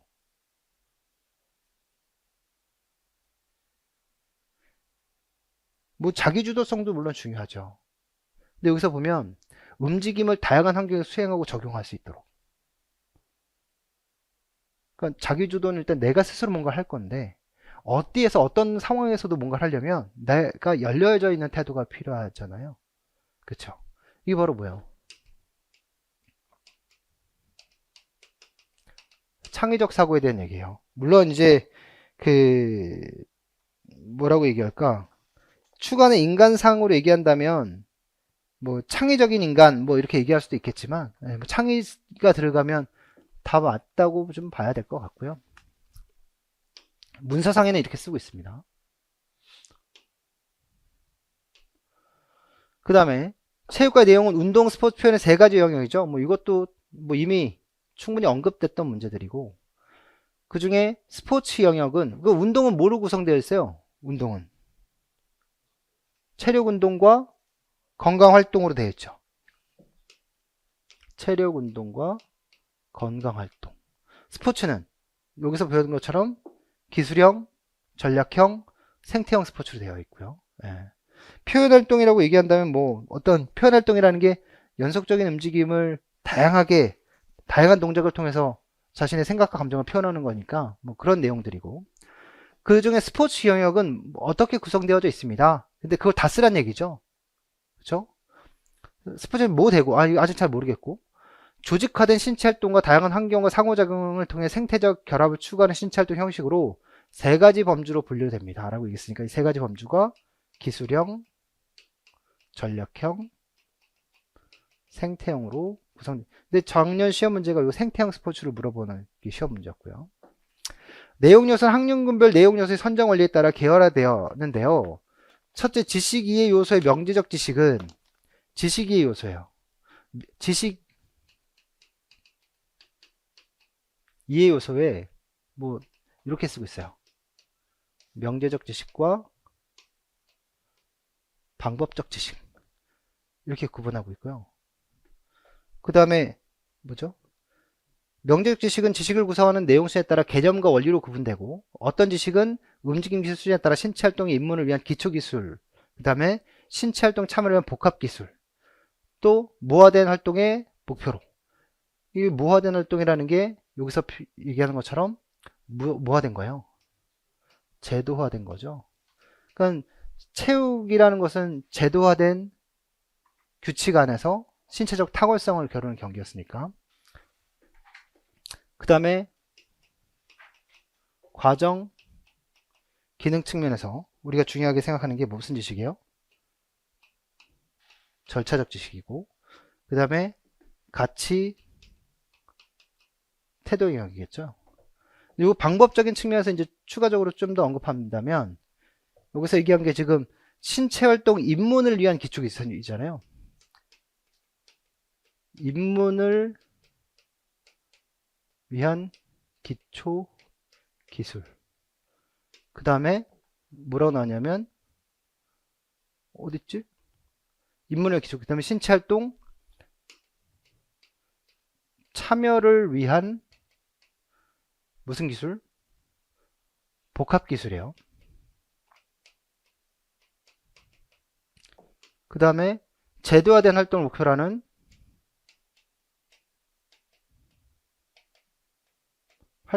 하는 무슨 기술? 응용 기술이란 말이에요. 그럼 이거 얘기하면 이거는 이제 3, 4학년, 5, 6학년, 여기는 중학교 이렇게 된단 말이죠. 그래서 중학교 수준에서 물어본다면 제도화된 활동을 위한 응용 기술이다. 기초 복합 응용 기술. 그래서 요렇게 요거를 좀 중요하게 생각해 줬으면 좋겠어요. 그렇죠?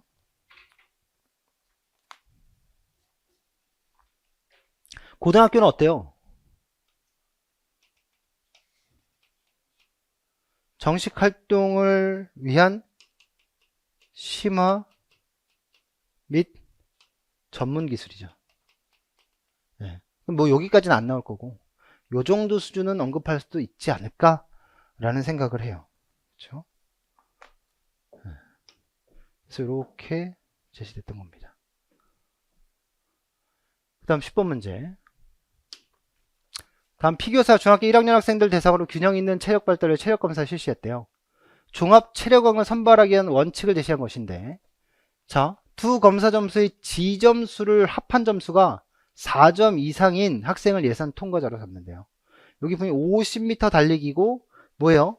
시간이에요. 그죠? 네. 윗몸 일으키기는 횟수로 되어 있고요. 그러니까 초로 되어 있으니까 뒤집어야 되는 상황인 거죠. 그래서 상훈이 우리 지점수 어떻게 계산해요? 지점수는 원점수 빼기 평균. 뭘로 나눠요? 표준 편차로 나눠요. 그쵸?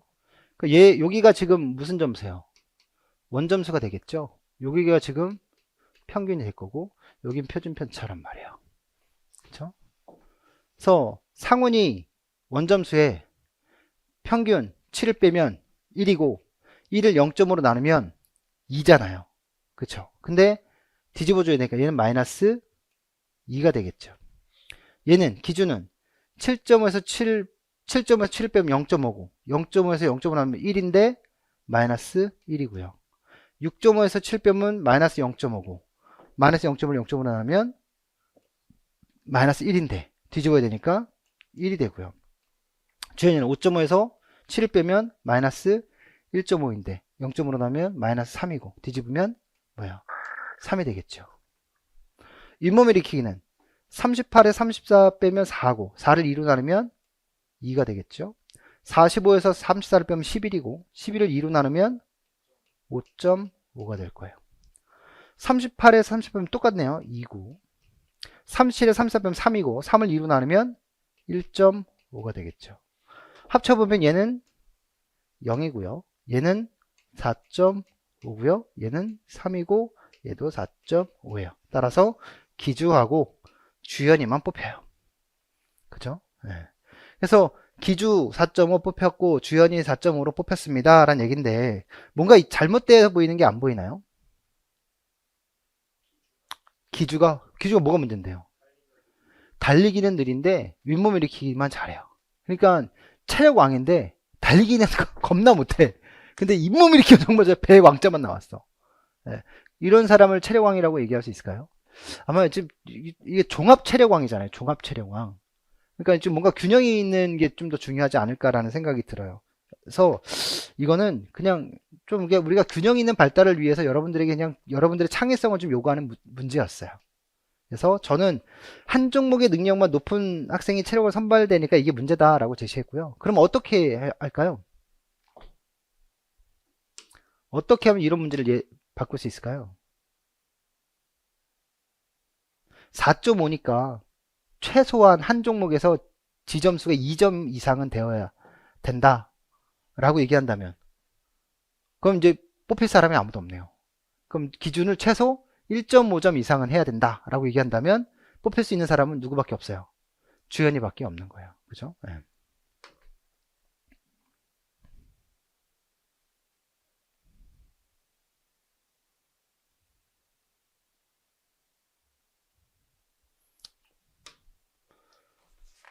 자, 다음은 생체 에너지학과 관련된 대사 중 속도 조절 효소예요. 뭐 이건 문제는 뭐 정말 여러 번 했기 때문에 너무 잘 알고 계실 것 같은데. 자, 인체 에너지를 공급하기 위한 ATP를 공급해야 된대요. 자, ATP를 공급하기 위한 1차 연료는 뭡니까? 그 2차 연료는 뭡니까?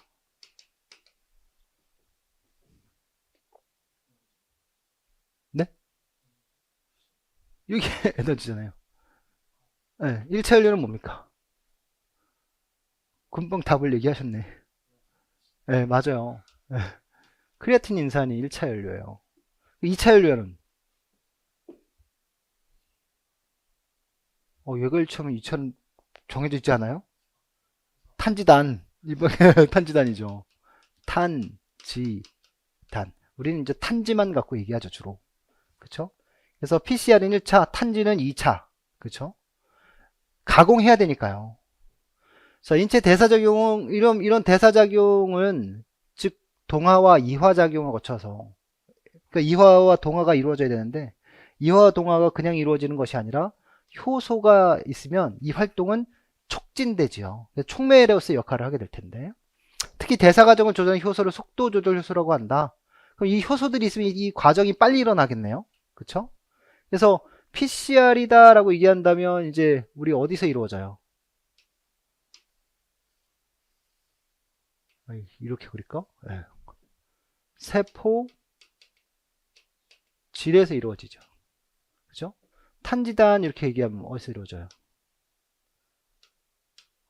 미토콘드리아에서 하겠죠.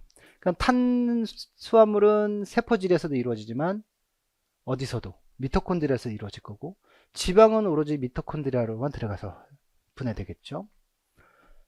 자, 그러면 우리가 운동 중에 에너지를 써요. 운동 중에 에너지 써요. 에너지 쓴다는 건 여기서 뭐가 나와야 돼요? ATP가 나와야 돼요. 그쵸? 이 세포에서 계속 ATP가 나와야 에너지를 쓴 거예요. 어디서? 근육에서. 그럼 ATP를 썼으면 분해되고 나면 여기 뭐가 생기겠어요? ADP가 생길 거란 말이에요. ADP가. 그럼 이 ADP가 세포질 속에 많아진다는 얘기는 결국 에너지가 많이 쓰여지고 있어요. 에너지가 부족합니다 라고 얘기한 거죠. 그래서 가장 먼저 이 ADP가 뭐가 되는 거예요? 자극물질이 되는 거예요. 근데 이렇게 봅시다. 순서대로 가면 ADP가 이렇게 간다고 봅시다. 그럼 여기 가장 가까이 있는 PCR부터 동원해서 해당 과정 거치고, 그쵸? 그 다음에 뭐예요? 아세틸코A, 그 다음 크랩 사이클, 그 다음에 전자전달계, 뭐 이런 순서로 간다 생각하면 가장 먼저 누구를 자극하겠어요? 크레아틴 인산을 분해하는 효소를 자극할 거란 말이에요. 크레아틴 인산 분해 효소가 뭐예요? 바로 크레아틴 키나제예요. 그쵸? 어디 있어요? 여기 있네. 그럼 크레아틴 키나 C는 어디랑 연결되나요? 어떤 상황이? 바로 이렇게 연결되면 될 것 같아요. 그쵸? 네. 자, 크레아틴 키나제에 의해서 PC가 분해됐어요. 네. 요 CK가 활성화돼서 분해했어. 분해해서 ATP를 재합성했고, 그래서 운동했지만 지금 운동 강도가 그렇게 높은 상태는 아니어서 크레아틴 인산을 다 쓸 필요는 없는 상황이야. 그럼 이제 다른 연료, 2차 연료를 동원하자. 그럼 뭘 동원하겠어요? 당을 분해하자. 몸속에 있는 글리코겐을 분해하자. 당을 분해하는 효소가 뭐예요? 인산과당 분해 효소죠. 바로 PFK예요. 네. 자, PFK를 활성화시킵니다. 그러면 이제 몸속에 있는 글리코겐이 분해되면서 결국 뭐로? 최종적인 산물로 젖산과 에너지로 분해되겠죠. 그러니까 에너지를 만들어내면서 두 개의 에너지를 만들어내기 위해서 두 개의 젖산을 만들어낸단 말이에요. 그럼 에너지를 만들어내기 위한 과정에 자극하는 물질들이 뭐겠어요? 일단 ADP는 당연히 필요할 거고, 그 중에 에너지가 지금 많이 부족하다라는 상황이거나, 아니면 인산기가 넘쳐나는 상황이거나, 아니면 체내가 pH 산도가 높아지는 건 뭐예요? 염기화되고 있는 상황이죠. 이런 상황 속에서는 지금 해당 요소의 활성도가 높아져야 한다 라고 얘기하겠죠. 근데 지금 그렇게 하기에는 몸속에 저장되어 있는 양이 얼마 안 되는 당을 쓰기에는 지금 운동 강도가 그렇게 높은 강도는 아니야 라고 얘기한다면 이제 뭘 돌려요? 크랩 사이클 돌려야 될 거예요. 그렇죠? 그럼 이제 여기서 만들어진 젖산이나 초성포도산이 이제 미토콘드리아로 들어가야 되잖아요. 미토콘드리아로 들어가려면 어떤 물질이 된다 그랬어요? 이탄소 물질이 돼야 된다 그랬어요. 아세틸 주요소 A가 돼야 된다 그랬죠. 이 아세틸 주요소 A를 바꿔서 크랩 사이클로 들어갈 때 크랩 사이클을 돌리는 효소가 바로 뭐예요? 이소구연산 탈수 요소예요. 이때가 주로 언제겠어요? 이 상황이겠죠. 이렇게. 그쵸? 자, 이소구연산 탈수 요소에서 크랩 사이클이 돌아갔어요. 여기서 만들어지는 게 뭐예요? 뭐가 만들어져요? NADH, FADH. 그쵸? 수소이온 밖으로 나갔고, 이산화탄소 방출했고, 그 다음에 ATP, GTP에 의한 기질에 의한 인산화 과정을 통해서 ATP를 재합성했을 거고, 요게 이제 뭘 줘요? 산소랑 결합해서 이제 이산화탄소는 이미 나갔고, 뭘로 배출돼? 최종적으로 물로 배출하겠죠. 그 과정에서 이제 많은 양의 ATP를 만들어낼 건데, 그게 바로 어디예요? 이렇게 이어질 거예요. 그래서 얘는 요걸 안 했네. 이렇게 안 했네. 그죠? 그 문제에서 지금 해당 작용, 얘는 A는 어디랑 연결돼야 돼요? 라랑 연결돼야 되고, 그 다음에 크랩스 회로, 지금 이소구연산 탈수 요소는 나하고 연결되어야 되는 거죠. 자, 장기간의 지구성 트레이닝 하게 되면 어떠한 변화가 있나요? 장기간 지구성 트레이닝 하게 되면 세포 내 미토콘드리아 수가 증가한대요. 미토콘드리아 수가 증가한대요. 이러면 뭐가 좋아져요?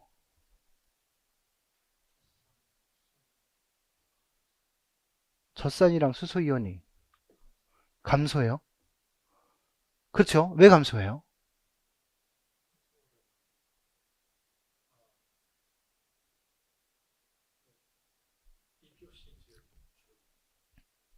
EPOC가 줄어들어요. 그렇죠. EPOC가 줄어들어요. EPOC, 운동 초기 산소 결핍 구간이 줄어드는 거죠. 왜 운동 초기 산소 결핍 구간이 줄어들어요? 미토콘드리아 수가 많으면? 산화적 인산화 과정이, 미토콘드리아가 이제 두 개 생긴 거거든요. 여기 이제. 이렇게 생긴 거거든요. 그러니까 우리가 산소를 2리터 써야 되는 상황이면 2리터에 더하기 뭐 그에 부합하는 ADP 양이 나왔을 때 이제 우리가 산화적 인산화 과정을 통해서 ATP를 공급받을 수 있는데 미토콘드리아가 두 개로 나누면 각각 1리터씩 분담하면 돼요. 여기도 100개의 ADP가 100개의 ATP를 만들어야 된다면 각각 미토콘드리아 하나당 50개씩만 만들어내면 돼요. 그러니까 해야 될 뭐가 에너지의 생성에 대한 그러니까 부담이 작아진 거고요. 보다 작은 산소를 이용해서 ATP를 만들어낼 수 있는 거예요. 그러니까 적은 양의 산소가 들어와도 빨리빨리 ATP 만들 수 있죠. 그러니까 운동 초기 산소 결핍이 줄어드는 거예요. 그렇죠? 이런 미토콘드리아의 수의 증가는 유리지방산 산화, 유리지방산을 산화시킨대요. 그렇죠? 그러니까 중성지방을 분해하는 건 리파제였고요. 리파제에 의해서 유리지방산과 글리세롤로 나눠졌는데 이 유리지방산을 산화시킨대요. 이게 이제 산화적 인산화 과정이겠죠. 그렇죠? 이게 산화적 인산화 과정이고 특히 무엇을 활성화시키기 위한 효소를 증가시켜야 된다. 이를 통해 유리지방산으로부터 구연산, 시트르산이 생성되는 장소인 크랩세로로 들어가기 위한 이게 핵심이 단어가 아세틸조효소 A 분자가 더 많이 생성되게 된다 이렇게 얘기하고 있어요. 그러면 아세틸조효소 A 아까 얘기했던 이탄소 물질 요걸 만들어낸 과정은 일단 여기서 온 뭐 어떤 과정을 통해서 해당 과정을 통해 지나서 만들어지는 거잖아요. 또 하나는 뭐예요? 네. 유리지방산을 분해해서 이쪽으로 보내주는 거죠. 유리지방산을 분해하는 게 뭐예요? 베타산화 과정이잖아요. 그래서 여기는 뭐예요? 베타 산화 과정이에요. 그렇죠? 이렇게 해서 베타 산화 과정을 통해서 아세틸조효소 A를 만들어서 보내줘요. 그렇죠? 그럼 만들어주면 어때요? 이게 이제 포도당을 통해서 에너지 만들겠어요? 지방을 이용해서 에너지 만들겠어요? 지방을 이용해서 에너지 만들겠죠. 그럼 뭐를 절약할 수 있게 되는 거예요? 포도당, 탄수화물, 포도당을 절약할 수 있게 되죠. 이렇게 높아진 구연산 수준은 세포질 내에서 어떤 대사를 감소시켜요? 탄수화물 대사를 감소시키게 되겠죠. 뭐 젖산 대사를 감소시킨다고 할 수 있겠지만 문제에서는 에너지 원이라고 물어봤으니까 뭐라고 써야 돼요? 탄수화물이라고 써야 되겠죠. 그 다음 12번 문제. 우리 지난번에 되게 복잡하게 냈잖아요. 아주 단순하게 내드렸어요. 보면 자, 피교사가 균형판법을 이용하여 높이뛰기 선수의 무게중심을 계산하고 이를 바탕으로 높이뛰기 선수가 넘을 수 있는 이론적인 바의 높이를 산출하는 거예요. 실제적인 높이가 아니라. 자, 작성물 지시에 따라 서술을 하라고 얘기했는데 중력 가속도는 10m/s의 제곱이고 지금 사인 60도는 0.86이라고 정해줬어요. 균형판의 길이는 선수의 키와 같다라고 얘기했고요. 솔직히 균형판의 무게도 제시되지 않았으니까 균형판의 무게는 없는 거예요. 자, 직립자세에서의 무게는 60kg 중이래요. 그쵸? 그러니까 여기 WB가 60kg 중이라고 얘기하고 있는 거고 XB는 지금 모르는 거죠. 우리가 XB를 구해야 되는 거고 균형판 길이 D는 1.8m고요. 균형판에 누워있는 인체 무게는 마이너스 360N이래요. 그러니까 지금 여기 이렇게 지렛대가 있는 거고 그쵸? 지금 체중이 아래로 이렇게 작용하고 있는 거예요. 아래로. 그쵸? 그 다음에 이 저울의 무게는 지금 저울은 이게 누르면 위로 밀어 올리는 힘이잖아요. 그러니까 여기는 지금 위쪽 방향으로 힘이다라고 얘기하는 거예요. 그래서 방향이 반대니까 마이너스 360N이에요. 이렇게 쓴 겁니다. 그쵸? 그럼 여기는 몇 뉴턴이에요? 600N이 될 거고요. 그쵸? 그 다음에 D는 1.8m고 그쵸? 네. 그래서 뭘 이루고 있는 거예요? 평형을 이루고 있는 거예요. 평형을. 그래서 우리 계산해 보니까 그러면 누워있는 사람 체중 WB 곱하기 이 무게중심까지 거리 XB와 더하기 체중 마이너스 360N. 다 그냥 이렇게 쓸게요. 지금 R1과 곱하기 D를 합하면 평형 0입니다. 이 얘기 한 거죠. 우리는 이제 D를 구하고 싶은 거잖아요. 그래서 D는 뭐분의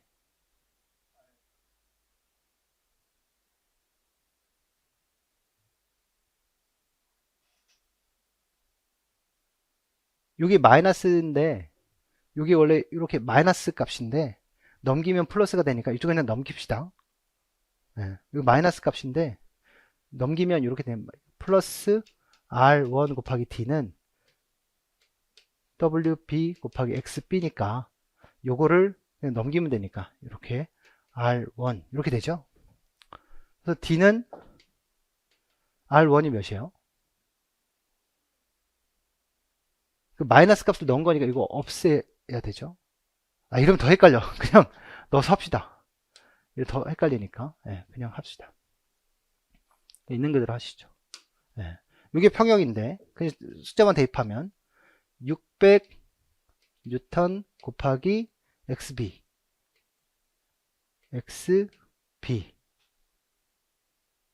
더하기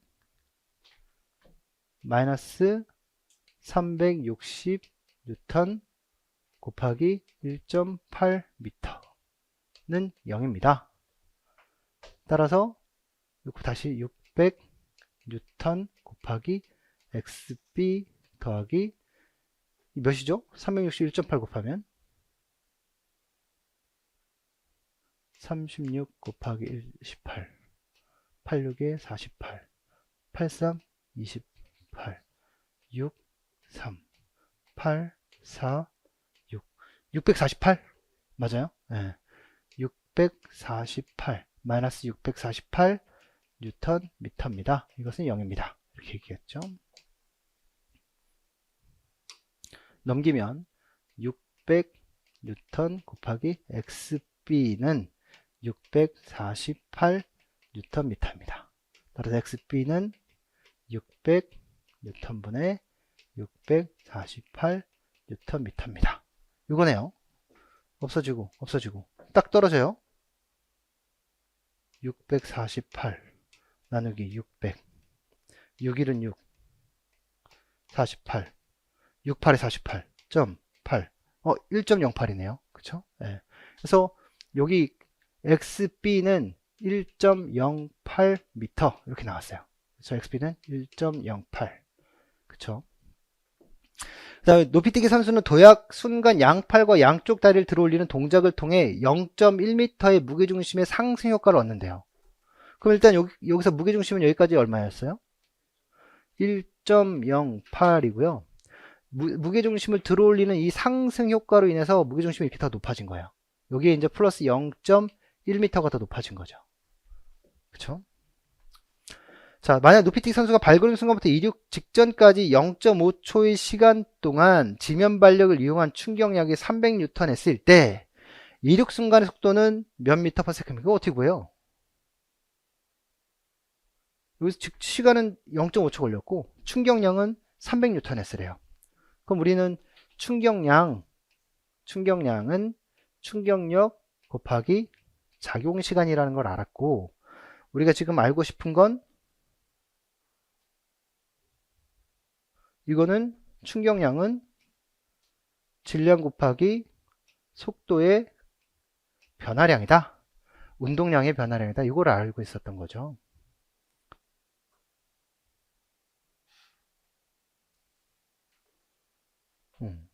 그리고 결국에 나중에 정점에 이르게 되면 속도는 0이 될 것이고 그러니까 여기 봅시다.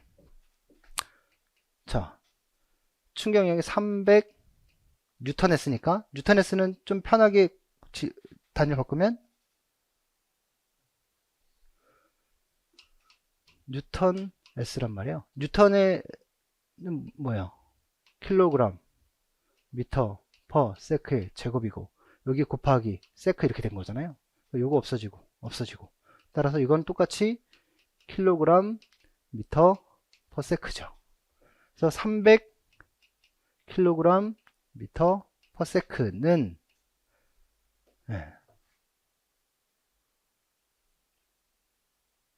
선수의 체중은 몇 킬로그램이죠? 60킬로그램이고, 그쵸? 그럼 구해졌네요. 60킬로그램 곱하기 V다. 이거네요. 그럼 V는 몇이에요? V는 300kg 미터 퍼 세크 나누기 60kg. 6, 5, 30이니까 5 미터 퍼 세크. 도약 순간 그럼 속도는 몇 미터 퍼 세크?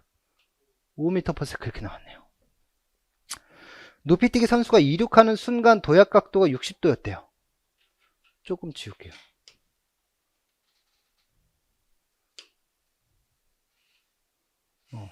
도약 순간의 도약 각도가 지면으로부터 60도라는 얘기겠죠. 이렇게 60도였다면 높이뛰기 선수의 무게중심은 몇 초 후에 정점에 이르게 되며, 이거 어떻게 계산해요?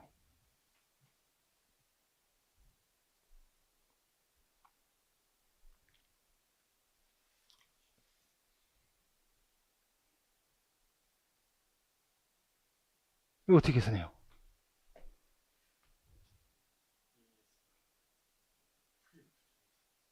아, 뭐 운동 3방 정식을 써야 돼요?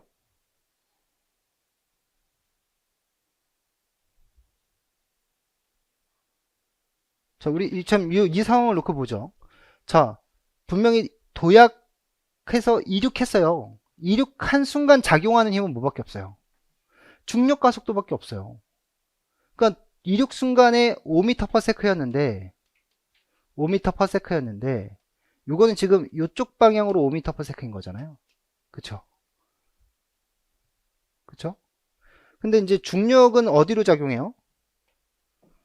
지금 그러니까 우리가 도약하여 진행하는 방향으로의 속도는 5m/s인데 그거는 지면으로부터 60도 각도로 작용한 힘이 그 방향이고, 근데 중력은 수직 하방으로 이렇게 작용한단 말이에요. 그러면 뭘 찾아야 돼요? 수직 상방으로 작용하는 요걸 찾아야죠. 요거. 그쵸? 그쵸? 그 다음에 수평 성분인데 우린 수평 성분은 필요가 없고, 요거 이제 삼각형으로 만들어 보면 이렇게 만들어지는 거잖아요. 그쵸? 우리 뭐 이제 공부하는 그 상황이니까 요 수평 방향은 Vx는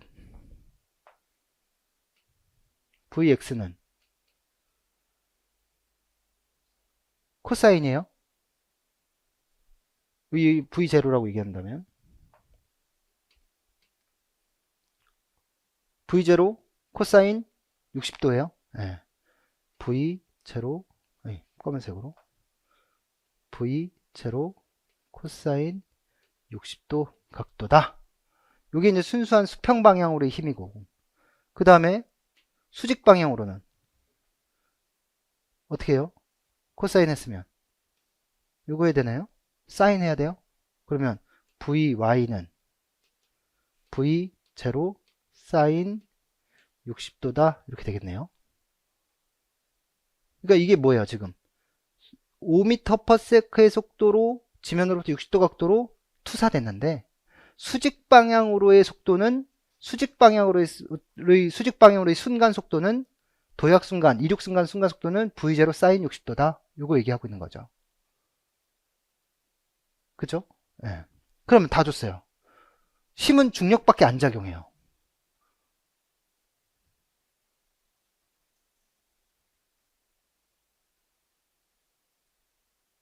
어떤 공식을 쓰시겠습니까?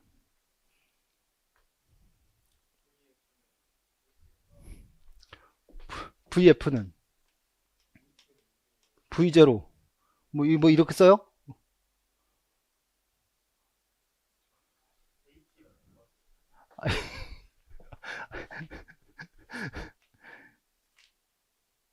자, 제가 얘기했잖아요. 지금 수직 방향으로의 속도 Vy는 V0 사인 60도다. 이거 신경 쓰지 말고 수직 방향 속도는 Vy다. 요거 하고 그 다음에 아래로 작용하는 거 뭐 있다? 중력 있다. 그리고 요 움직이는 도약 순간으로부터 정점에 이를 때까지 뭐가 있겠다? 시간이 있겠다. 요 세 가지거든요. 그래서 처음 속도 V0y, 나중 속도 VFY 이렇게 되는 거잖아요. 근데 V0y는 V0 사인 60도, VFY는 0 이렇게 될 거 아닙니까? 그리고 시간의 변화가 있을 거고요. 그럼 어떤 공식을 선택하시겠습니까? 거리? 그렇죠. 가속도 공식을 선택하면 되는 거예요. 그럼 끝나는 거예요. 네. 가속도 공식 뭐예요? 가속도는 시간의 변화에 속도의 변화, 즉 속도의 변화를 시간의 변화로 나눈 값이죠. 근데 지금 여기서 어셀러레이션이 중력인 거잖아요. 그러니까 g는 시간의 변화분의 속도의 변화예요. 이 얘기 하는 거잖아요. 그쵸?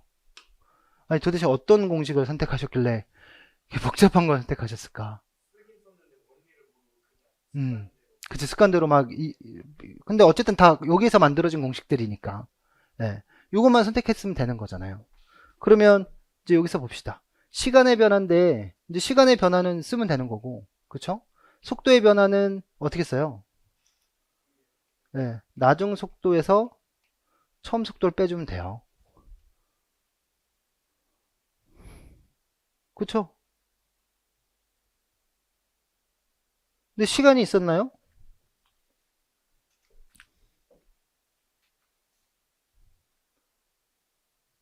시간이 없었네요. 그쵸? 근데 중력은 줬잖아요, 또. 네. 그리고 VF는 0이고요.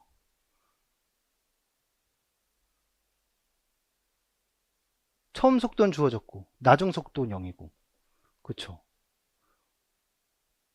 그럼 뭐 어떻게 써요?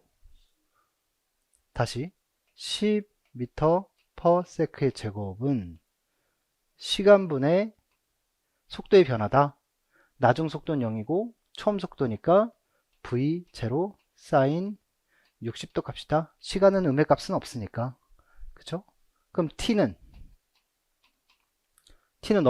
넘어가면 10m per sec의 제곱분의 v0 사인 60도니까 v0는 몇이에요? 5m per sec 곱하기 사인 60도는 0.86입니다. 아까 여기 조건에서 사인 60도 0.86 줬으니까. 그쵸? 그럼 요거 없어지고, 없어지고, 없어지고, 없어지고, 없어지고, 없어져서 2. 그죠? 0.86을 2로 나눠라는 얘기니까. 뭐야? 0.43초. 이렇게 나오죠. 그러니까 지면으로부터 상승하여 정점에 도착할 때 걸린 시간까지는 몇 초가 걸렸다? 0.43초가 걸렸다. 그죠? 거의 산수 수준의 문제였어요. 우리가 복잡하게 생각할 이유가 전혀 없는데 우리는 역학을 너무 복잡하게만 풀려고 한 거예요. 그쵸? 그 다음에 높이뛰기 선수가 이륙하는 순간 도약각도 60도였다면 높이뛰기 선수의 무게중심은 몇 초 후에? 0.43초 후에 정점에 이르게 되며 지면으로부터 몇 미터 이상의 높이의 발을 넘을 수 있을 것으로 예상할 수 있다. 몇 미터 넘을 수가 있을까요?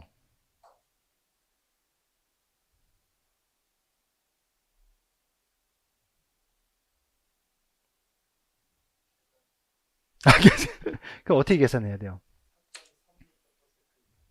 음.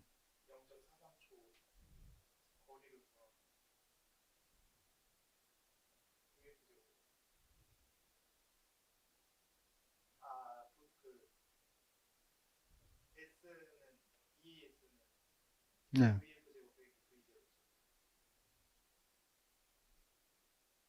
운동 3방 정식으로? 음. 그럼 우리 높이 구하는 공식으로 하면 되지 않아요? 높이 구하는 공식이 모르겠다 라고 얘기하면 일단 여기가 어디예요? 도약순간에 무게중심이란 말이에요. 그래서 도약순간 무게중심이죠. 요 도약순간에 여기에서의 속도가 v0 사인 60도의 속도인 거잖아요. 그죠? 그리고 몇 초 후에 이제 정점에 올라간다라고 얘기를 했고요. 그럼 이 정점에 이르게 되면 여기는 여기서 가진 뭐가? 운동 에너지가 여기에서 뭐예요?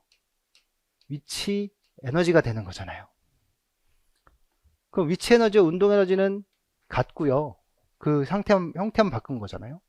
얘는 뭐예요? mgh고 얘는 2분의 1 mv y라고 할게요. v0 y의 제곱이다. 이게 되죠. 이게 같다는 얘기잖아요. 그죠? 자, 다시 편하게 여기다 아이고, 여기다 쓰면 자, 여기다 쓸게요. mgh는 2분의 1 mv0 y의 제곱이다. 자, 질량은 이렇게 나눠지고요. 우리가 구하고 싶은 건 뭐예요? h를 구하고 싶은데 g 넘어가면 2g분의 v0 y의 제곱입니다. 요거 구하라는 얘기잖아요. 자, 넣어주면 2 곱하기 10m/s의 제곱분의 v0 y가 몇이었죠?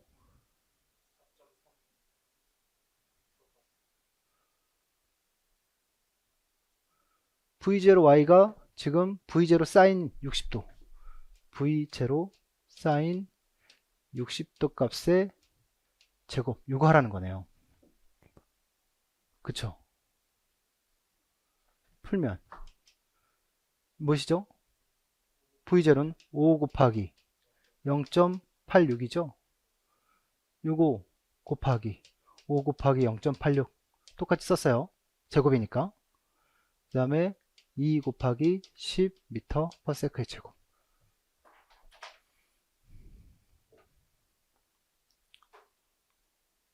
그럼 몇 나오나요?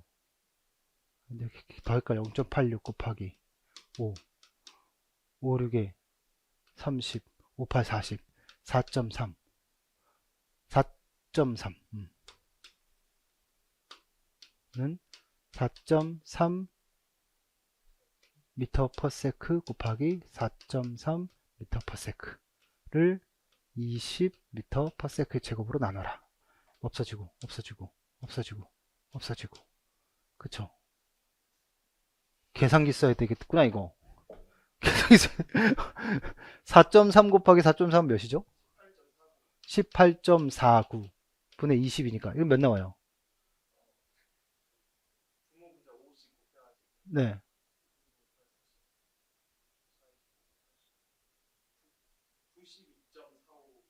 92.4 25 나눴는데 1.849에 뭘 그래요? 1.849 나누기 2 하면 되지. 2 하면 되지. 29, 18. 네. 그쵸. 2는 4. 2, 4, 8, 5. 0.9245 나왔네? 그렇게 나와요? 맞네. 0.9245. 그러면 정리. 0.9245 기억해 주세요. 아이고. 어?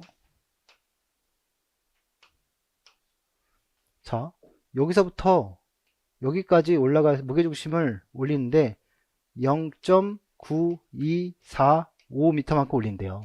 그쵸? 그리고 여기서부터 팔을 들어올리는 구간에서 0.1m 올라갔고요. 지금 평형판을 위해서 무게중심의 높이 쟀더니 아까 1.08m래요. 그러니까 지면으로부터 총 이동한 높이를 다 합하면 되는 거잖아요. 몇이에요 그러면? 1.18 여기까지 1.18 이거 합하면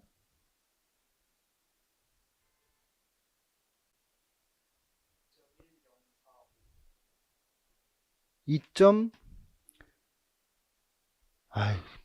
0.9245 더하기 1.18 5 4 0 1.2 2.1045 2.1045m.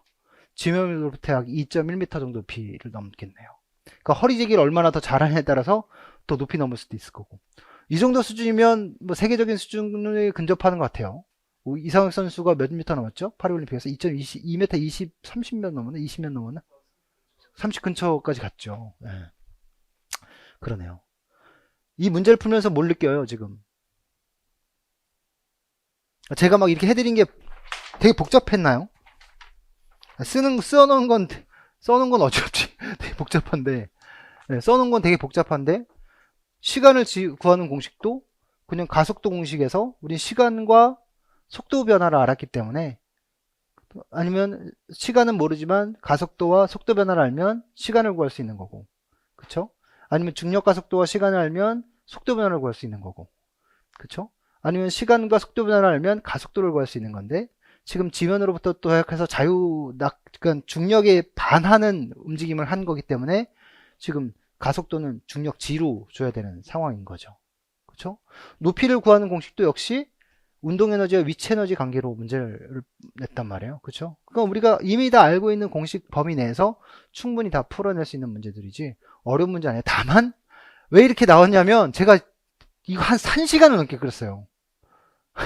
숫자를 딱 맞춰 넣으려고. 근데 이게 이미 이렇게 만들어지고 난 다음에 하니까 숫자를 맞추기 너무 힘든 거예요. 그래서 몰라 씨. 그래서 그냥 했어요. 여러분들은 좀 불편하셨겠지만 뭐 풀이하는 과정은 그렇게 복잡한 게 아니라는 거죠. 그렇죠? 자, 그러면 쉬었다가 하겠습니다.